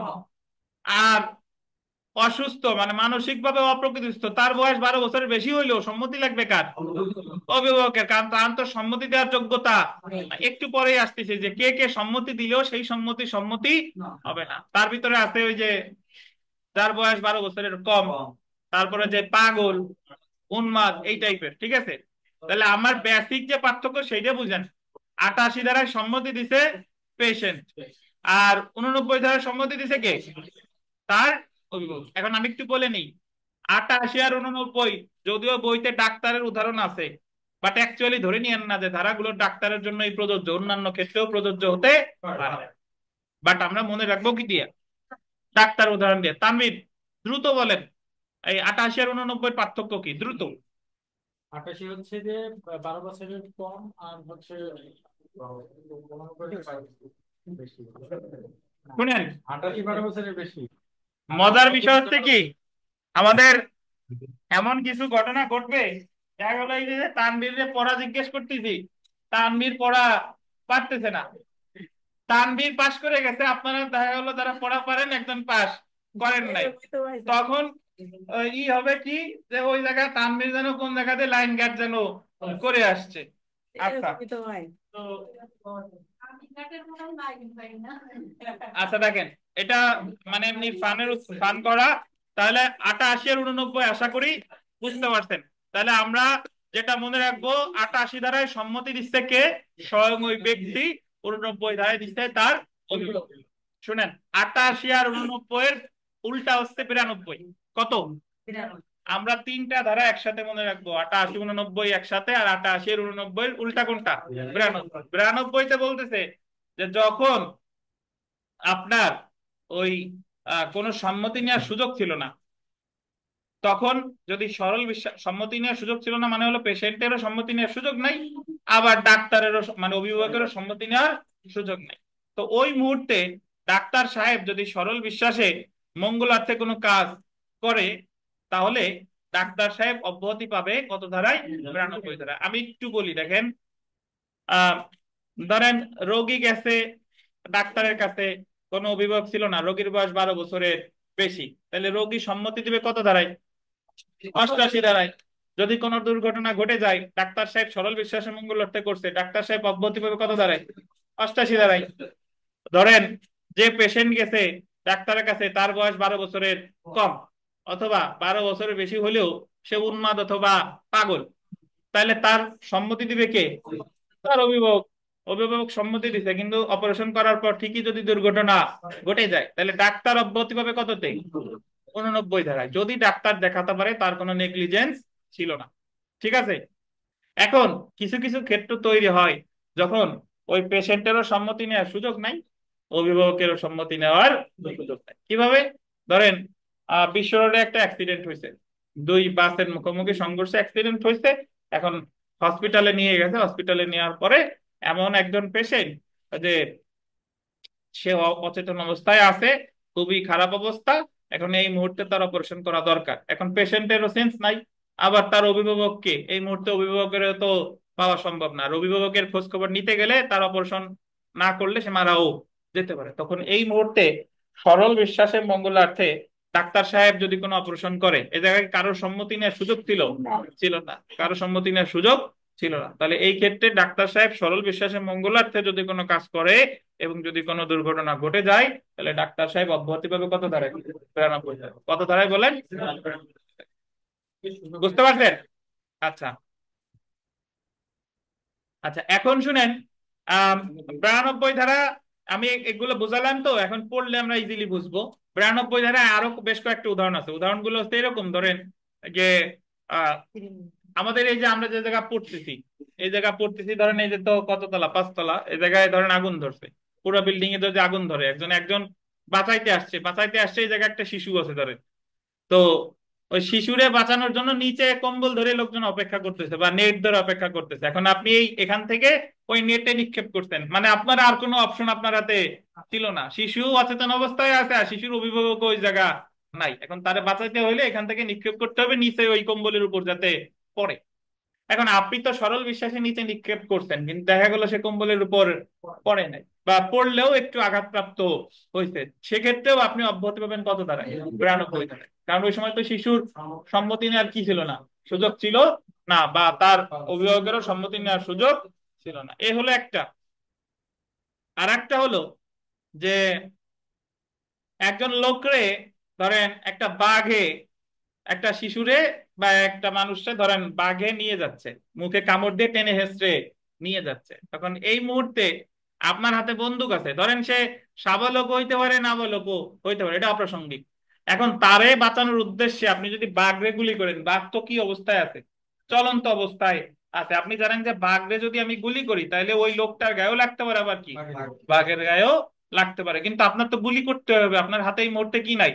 অপশন নাই। আর এইভাবে ওই লোকটা যে ডাইকে জিজ্ঞেস করবেন, ও ভাই আপনারা যে নিয়ে যাচ্ছে গুলি কি করব, এরকমও মানে সুযোগ নাই, খুব দ্রুত সিদ্ধান্ত নিতে হবে।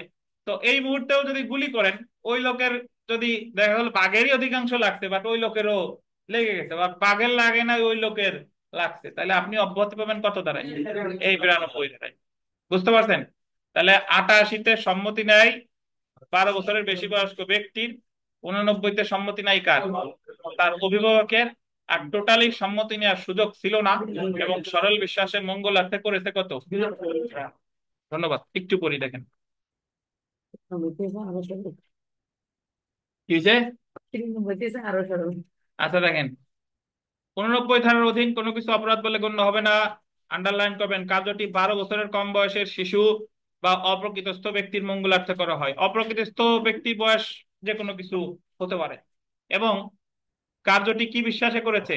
সরল বিশ্বাসে করেছে। এবং কার্যটি উক্ত শিশু বা অপ্রকৃতস্থ ব্যক্তির অভিভাবক বা তার আইনগত তত্ত্বাবধায়কের, আন্ডারলাইন করেন, ব্যক্ত বা অব্যক্ত সম্মতি নিয়ে সংগঠন করা হলে।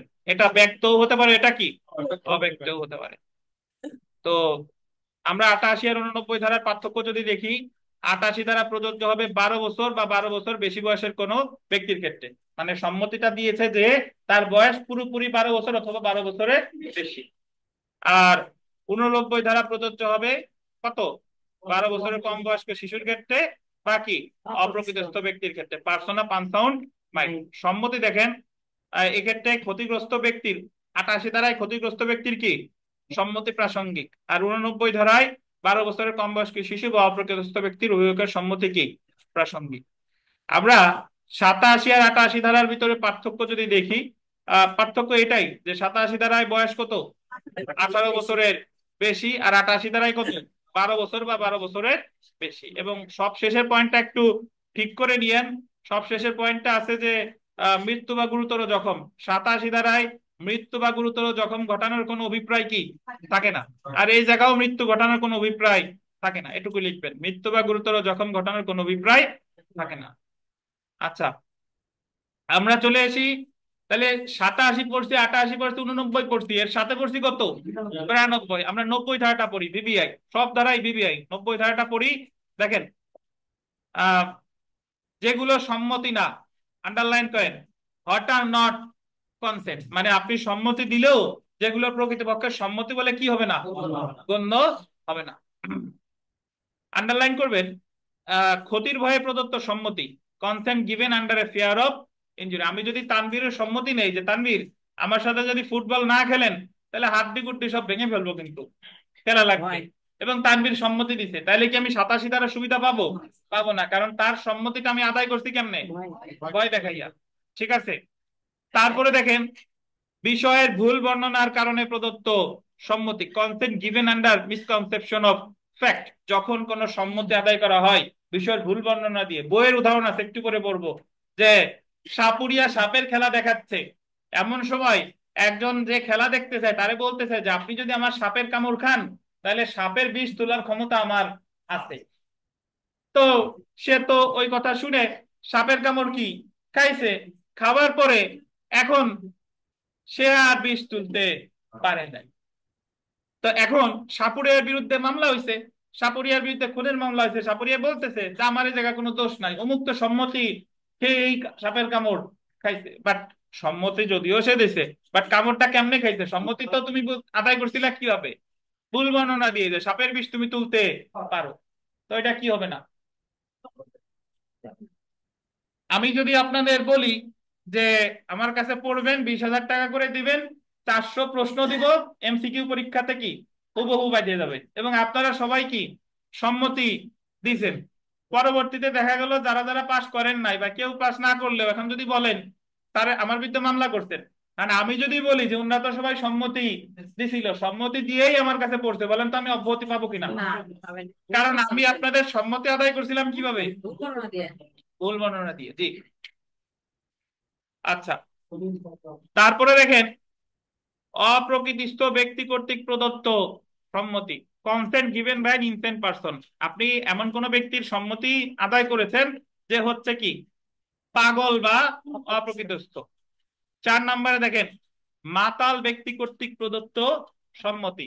এটা আপনি একটু লিখে রাখেন, ইচ্ছাকৃত বা অনিচ্ছাকৃত যে মাতালি হোক না কেন, এই জায়গায় মাতাল ইচ্ছাকৃত হোক বা কি অনিচ্ছাকৃত হোক, মাতাল ব্যক্তি যদি কোনো সম্মতি দেয় সেটা কিন্তু সম্মতি হিসেবে গণ্য হবে না। এটা ইচ্ছাকৃত হতে পারে, আবার কি অনিচ্ছাকৃত মাতালও হতে পারে। এবং সবশেষে যদি দেখেন, 12 বছরের কম বয়স্ক ব্যক্তি কর্তৃক প্রদত্ত সম্মতি, যদি এমন কোনো ব্যক্তি সম্মতি দিয়ে থাকে যার বয়স কত বছরের কম, 12 বছরের কম, তাহলে আমার 90 ধারাটা ভিভিআই, 90 ধারাটা মনে রাখবেন। ক্ষতির ভয়ে প্রদত্ত সম্মতি, বিষয়ের ভুল বর্ণনা দিয়ে প্রদত্ত সম্মতি, অপ্রকৃতিস্থ ব্যক্তি কর্তৃক প্রদত্ত সম্মতি, মাতাল ব্যক্তি কর্তৃক প্রদত্ত সম্মতি, আর কি 12 বছরের কম বয়স্ক ব্যক্তি কর্তৃক প্রদত্ত সম্মতি।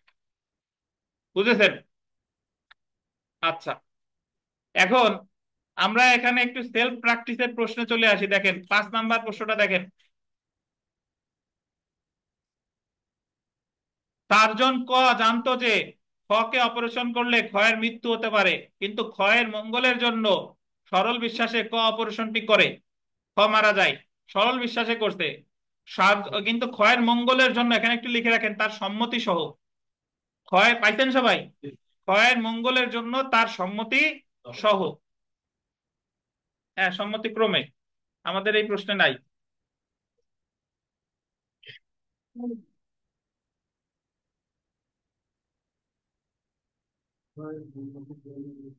সম্মতিক্রমে কি করে?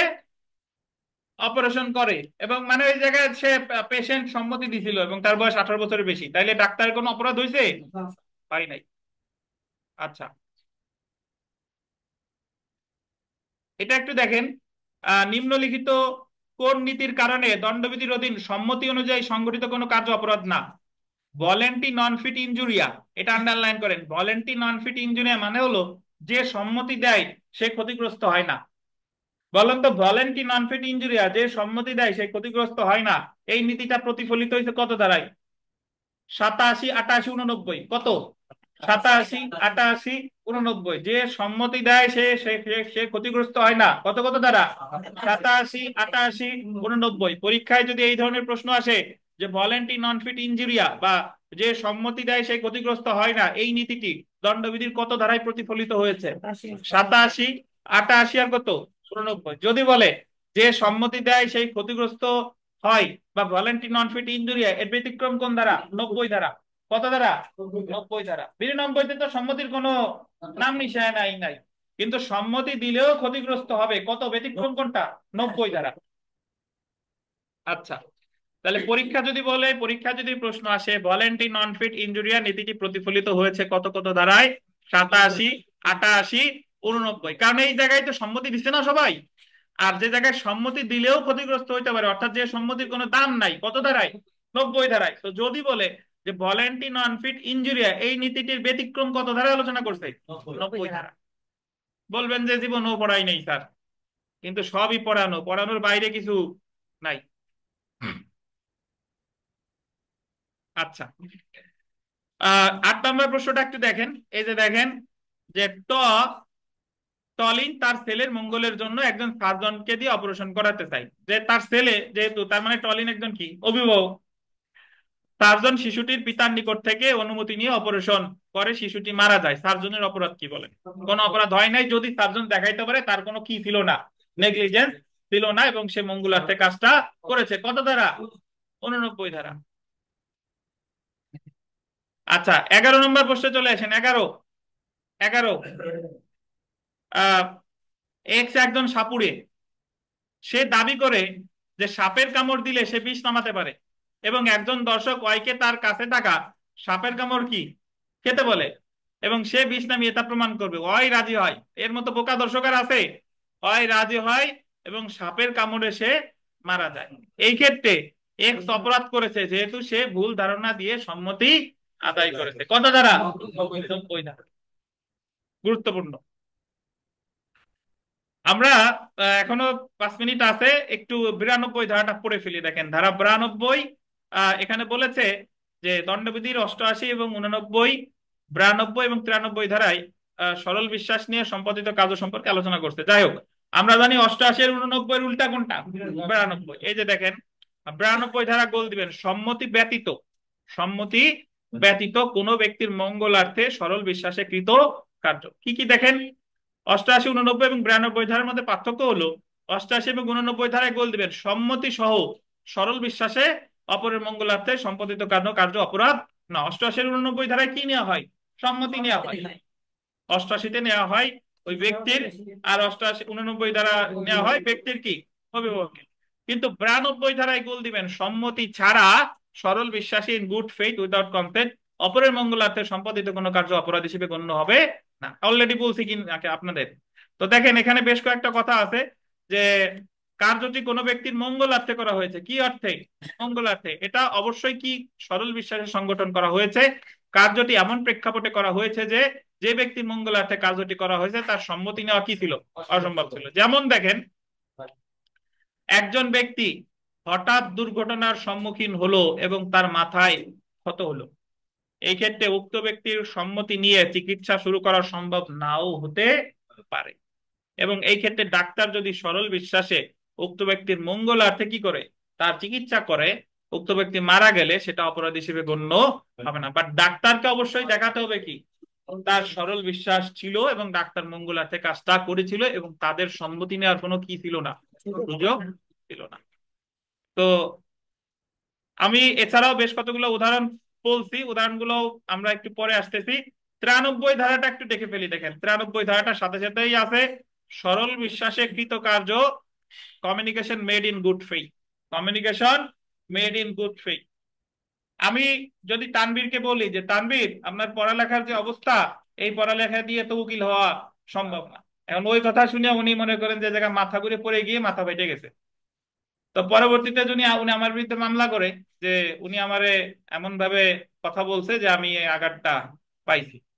তাহলে আমি তো উনার কি সরল বিশ্বাসের মঙ্গলার্থে বলছি যাতে উনি ঠিক মতো পড়াশোনা করে।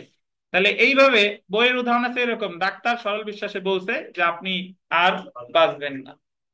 মানে বাঁচবেন না বলতে বোঝানো হয়েছে যে এই মুহূর্তে যে মরে যাবেন তা না। অনেক সময় ডাক্তার সাহেবরা বলে যাতে আপনি যতদিন আছেন যাতে ঠিকঠাক ভাবে সচেতন ভাবে জীবনযাপন করেন, কিন্তু উনি একেবারে ওই কথা শুনে কাঁপতে কাঁপতে মারা গেছে।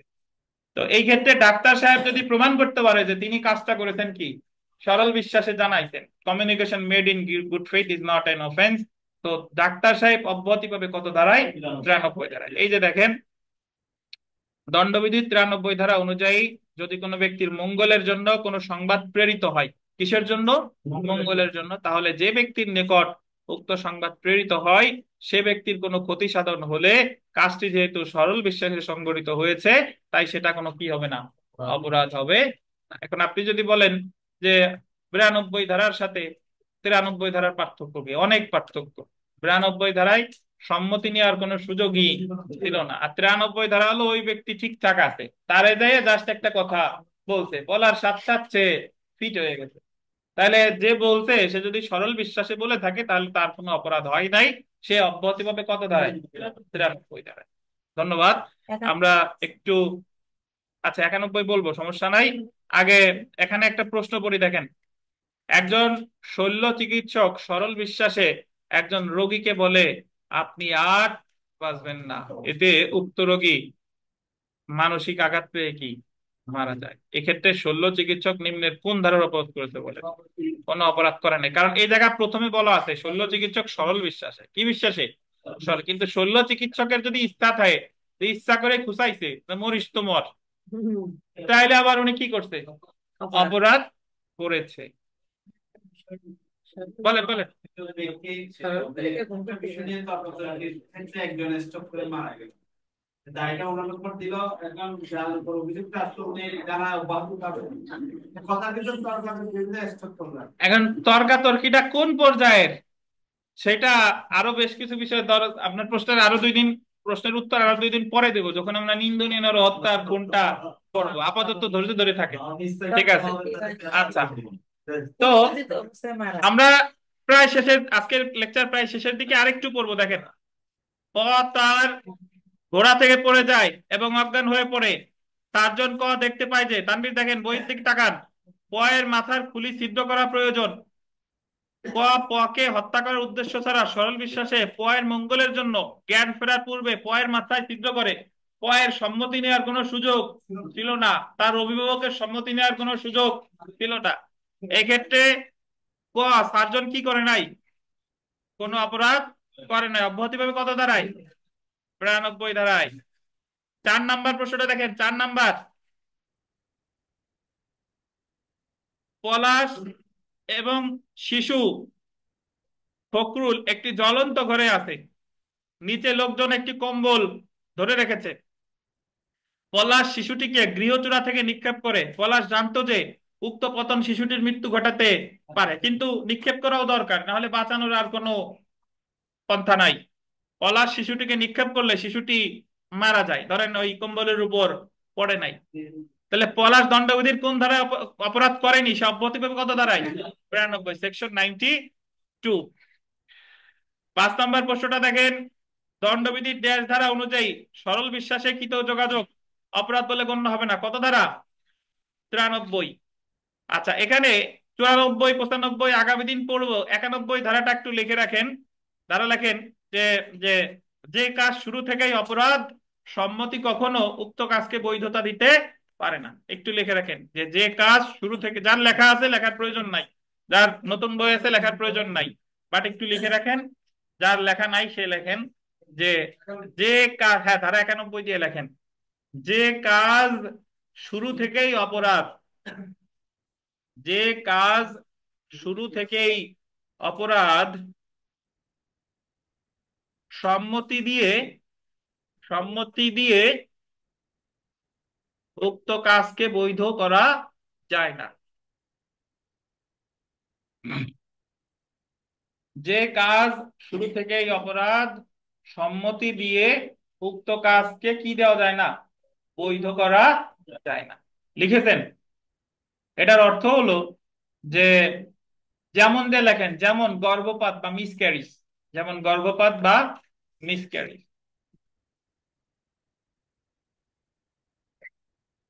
MISCARRIAG, মিসক্যারিজ, গর্ভপাত বা মিসক্যারিজ আমরা সামনে পড়বো। দেখেন আমাদের দণ্ডবিধির 312 ধারায় বলা আছে যে গর্ভপাত বা মিসক্যারিজ বা আরেকটা বলে অ্যাবর্শন, যাই বলেন না কেন, এটা শুধুমাত্র একটা ক্ষেত্রেই বৈধ, যদি ওই মাতার শরীরের জন্য এটা মঙ্গলার্থে, মানে কল্যাণ, তাকে বাঁচানোর জন্য এটা দরকার, তাকে বাঁচানোর জন্য এটা দরকার। এইটা ছাড়া অন্যান্য সকল ক্ষেত্রে এটা কি অবৈধ, তাতে যেই সম্মতি দেখ না কেন, এমনকি যদি ওই মাও সম্মতি দিয়ে থাকে তবুও সেটা কি অপরাধ। অর্থাৎ যে কাজ শুরু থেকে অবৈধ, সম্মতি কখনো সেটাকে কি দিতে পারে না, বৈধতা দিতে পারে না। তাহলে আমরা আজকে যে ধারাগুলো পড়লাম, আমি একটু শুরু থেকে বলে দিই, দেখেন সবাই একটু মনে রাখেন যে জেনারেল এক্সেপশন আলোচনা করছে কত অধ্যায়, চতুর্থ অধ্যায়, ধারা হলো 76 থেকে 106। তো 76 এবং 79 ধারায় বলছে ঘটনাগত ভুল যদি কেউ সরল বিশ্বাসে করে তাহলে অব্যাহতি পাবে। 76 ধারায় ঘটনাগত ভুল করেছে নিজেরা আইন দ্বারা বাধ্য বলে, ওই যে পুলিশ একজনকে ধরতে গিয়ে আর একজনকে ধরে ফেলেছে, তাহলে পুলিশ অব্যাহতি পাবে 73 ধারায়। 79 ধারায় ঘটনাগত ভুল করেছে আইন দ্বারা কি সমর্থিত হয়ে, ওই যে সাধারণ ব্যক্তি একজনকে ধরে নিয়ে গেছে, পরে জানা গেল সে আত্মরক্ষার অধিকার প্রয়োগে ওই কাজটা করেছে। 77 ধারায় বলেছে যে বিচারক যদি সরল বিশ্বাসে তার দায়িত্ব পালনকালীন সময় কোনো কাজ করে, বিচারক অব্যাহতি পাবে কত ধারায়, 77 ধারায়। এখন এই বিচারক দেওয়ানি মামলার বিচারক হতে পারে, ফৌজদারি মামলার বিচারকও হতে পারে। 78 ধারায় বলেছে যে আদালতের নির্দেশ অনুসারে যদি কোনো কর্মকর্তা কোনো কাজ করে তাহলে সে অব্যাহতি পাবে কত ধারায়, 78 ধারায়। ওই যে জল্লাদ ফাঁসি কার্যকর করছে, অব্যাহতি পাবে কততে, 78। 80 ধারায় বলেছে যে আইনানুগ দায়িত্ব সম্পাদন কালে যদি কোনো দুর্ঘটনা ঘটে যায় অব্যাহতি পাবে কত ধারায়, 80 ধারায়। কুড়ালের উদাহরণ কাঠুরিয়া। 81 ধারায় বলেছে বৃহত্তর ক্ষতি এড়ানোর জন্য সরল বিশ্বাসে নিরুপায় হয়ে যদি ক্ষুদ্রতর ক্ষতি করে অব্যাহতি পাবে কত ধারায়, 81 ধারায়। ওই যে জাহাজের উদাহরণ মনে আছে। 82 ধারায় বলেছে 9 বছরের কম বয়স্ক শিশু যে অপরাধী করুক না কেন কোনো অপরাধ হবে না, বাট যার বয়স পুরোপুরি 9 বছর সে অপরাধ করলে অপরাধ হবে। 83 ধারায় বলেছে 9 বছরের বেশি 12 বছরের কম কিন্তু অপরিণত বুদ্ধিশক্তি সম্পন্ন সে কোনো অপরাধ করলে অপরাধ হবে না, কত, 83। 84 ধারায় বলেছে যে ব্যক্তি মাতাল যখন সে কোনো অপরাধ করে ওই মুহূর্তে যদি সে উন্মাদ থাকে, সরি নট মাতাল, উন্মাদ বা অপ্রকৃতস্থ থাকে তখন সে অব্যাহতি পাবে কত ধারায়, 84 ধারায়। 85 এবং 86 ধারায় বলছে মাতাল ব্যক্তির কার্য যদি সে অনিচ্ছাকৃত মাতাল হয় অব্যাহতি পাবে, আর যদি স্বেচ্ছায় মাতাল হয় তাহলে অব্যাহতি পাবে না। 85 86 ভেবে মনে রাখলেই হবে। 87 ধারায় বলেছে যে এমন ব্যক্তির সম্মতি নিছেন যার বয়স কত, 18 বছরের বেশি, এমন কাজের সম্মতি নিছেন যে কাজে মৃত্যু বা গুরুতর জখমের সম্ভাবনা নাই, ফুটবল খেলার উদাহরণ বা ওসি খেলার উদাহরণ মনে রাখবেন। 88 ধারায় বলেছে যে যে সম্মতি দিছে তার বয়স 12 বছরের বেশি, 12 বছর বা 12 বছরের বেশি, এবং ডাক্তার যদি সরল বিশ্বাসে মঙ্গলার্থে কোনো কাজ করে দুর্ঘটনা ঘটে গেলে ডাক্তার অব্যাহতি পাবে কত ধারায়, 88 ধারা বা 88 ধারা। আমি আবারও বলে রাখি ডাক্তার দিয়ে বোঝানো হয়েছে কিন্তু শুধু যে ডাক্তারের জন্য প্রযোজ্য বিষয়টা তা না। 89 ধারায় বলেছে যে যার বয়স 12 বছরের কম বা 12 বছরের বেশি হলে যে উন্মাদ বা অপকৃতস্থ তার অভিভাবকের সম্মতি নিয়ে কোনো কাজ করলে যদি দুর্ঘটনা ঘটে যায় তাহলে অব্যাহতি পাবে ডাক্তার কত ধারায়, 89 ধারায়। 88 আর 89 উল্টা কোনটা, 92। যখন কারোরই সম্মতি নেওয়ার সুযোগ ছিল না সরল বিশ্বাসে মঙ্গলার্থে কাজ করলে অব্যাহতি পাবে কত ধারায়, 92 ধারায়। ওই যে কম্বলের নিচে ফেলে দিছে তারপরে পাগে নিয়ে গেছে গুলি করছে বা ডাক্তার অপারেশন করছে সবগুলাই কত ধারায়, 92 ধারায়। 90 ধারায় বলছে যে কোন কোন গুলো সম্মতি না, যে ক্ষতির বর্ণনা দিয়ে, মিথ্যা বর্ণনা দিয়ে, তারপরে মাতাল ব্যক্তি, তারপরে অপ্রকৃতস্থ ব্যক্তি যার বয়স 12 বছরের কম, এরা সম্মতি দিলেও সম্মতি হবে না। যদি বলে ভলেন্টি নন ফিট ইনজুরিয়া, এই নীতিটি প্রতিফলিত হয়েছে কত ধারায়, 87 88 89। কত ধারায় প্রতিফলিত হয় নাই, 90। আচ্ছা 91 ধারায় বলেছে যে কাজ শুরু থেকে অবৈধ, সম্মতি কখনো তাকে বৈধতা দিতে পারে না। যেমন কি গর্ভপাত। এবং আজকের যে শেষ ধারাটা আমরা পড়েছি সেটা হলো 93 ধারা, communication made in good faith. সরল বিশ্বাসে যদি কোনো যোগাযোগ করে থাকে তাহলে সেটা কি হবে না, অপরাধ হবে না। তো আজকে এই পর্যন্তই। অনলাইনে যদি আপনাদের কোনো প্রশ্ন থাকে জমিয়ে রেখেন, আমাদের পার্সোনালি নক করেন, যেহেতু আমরা এখন পরীক্ষা দেব, সরাসরি পরীক্ষায় চলে আসি। ধন্যবাদ।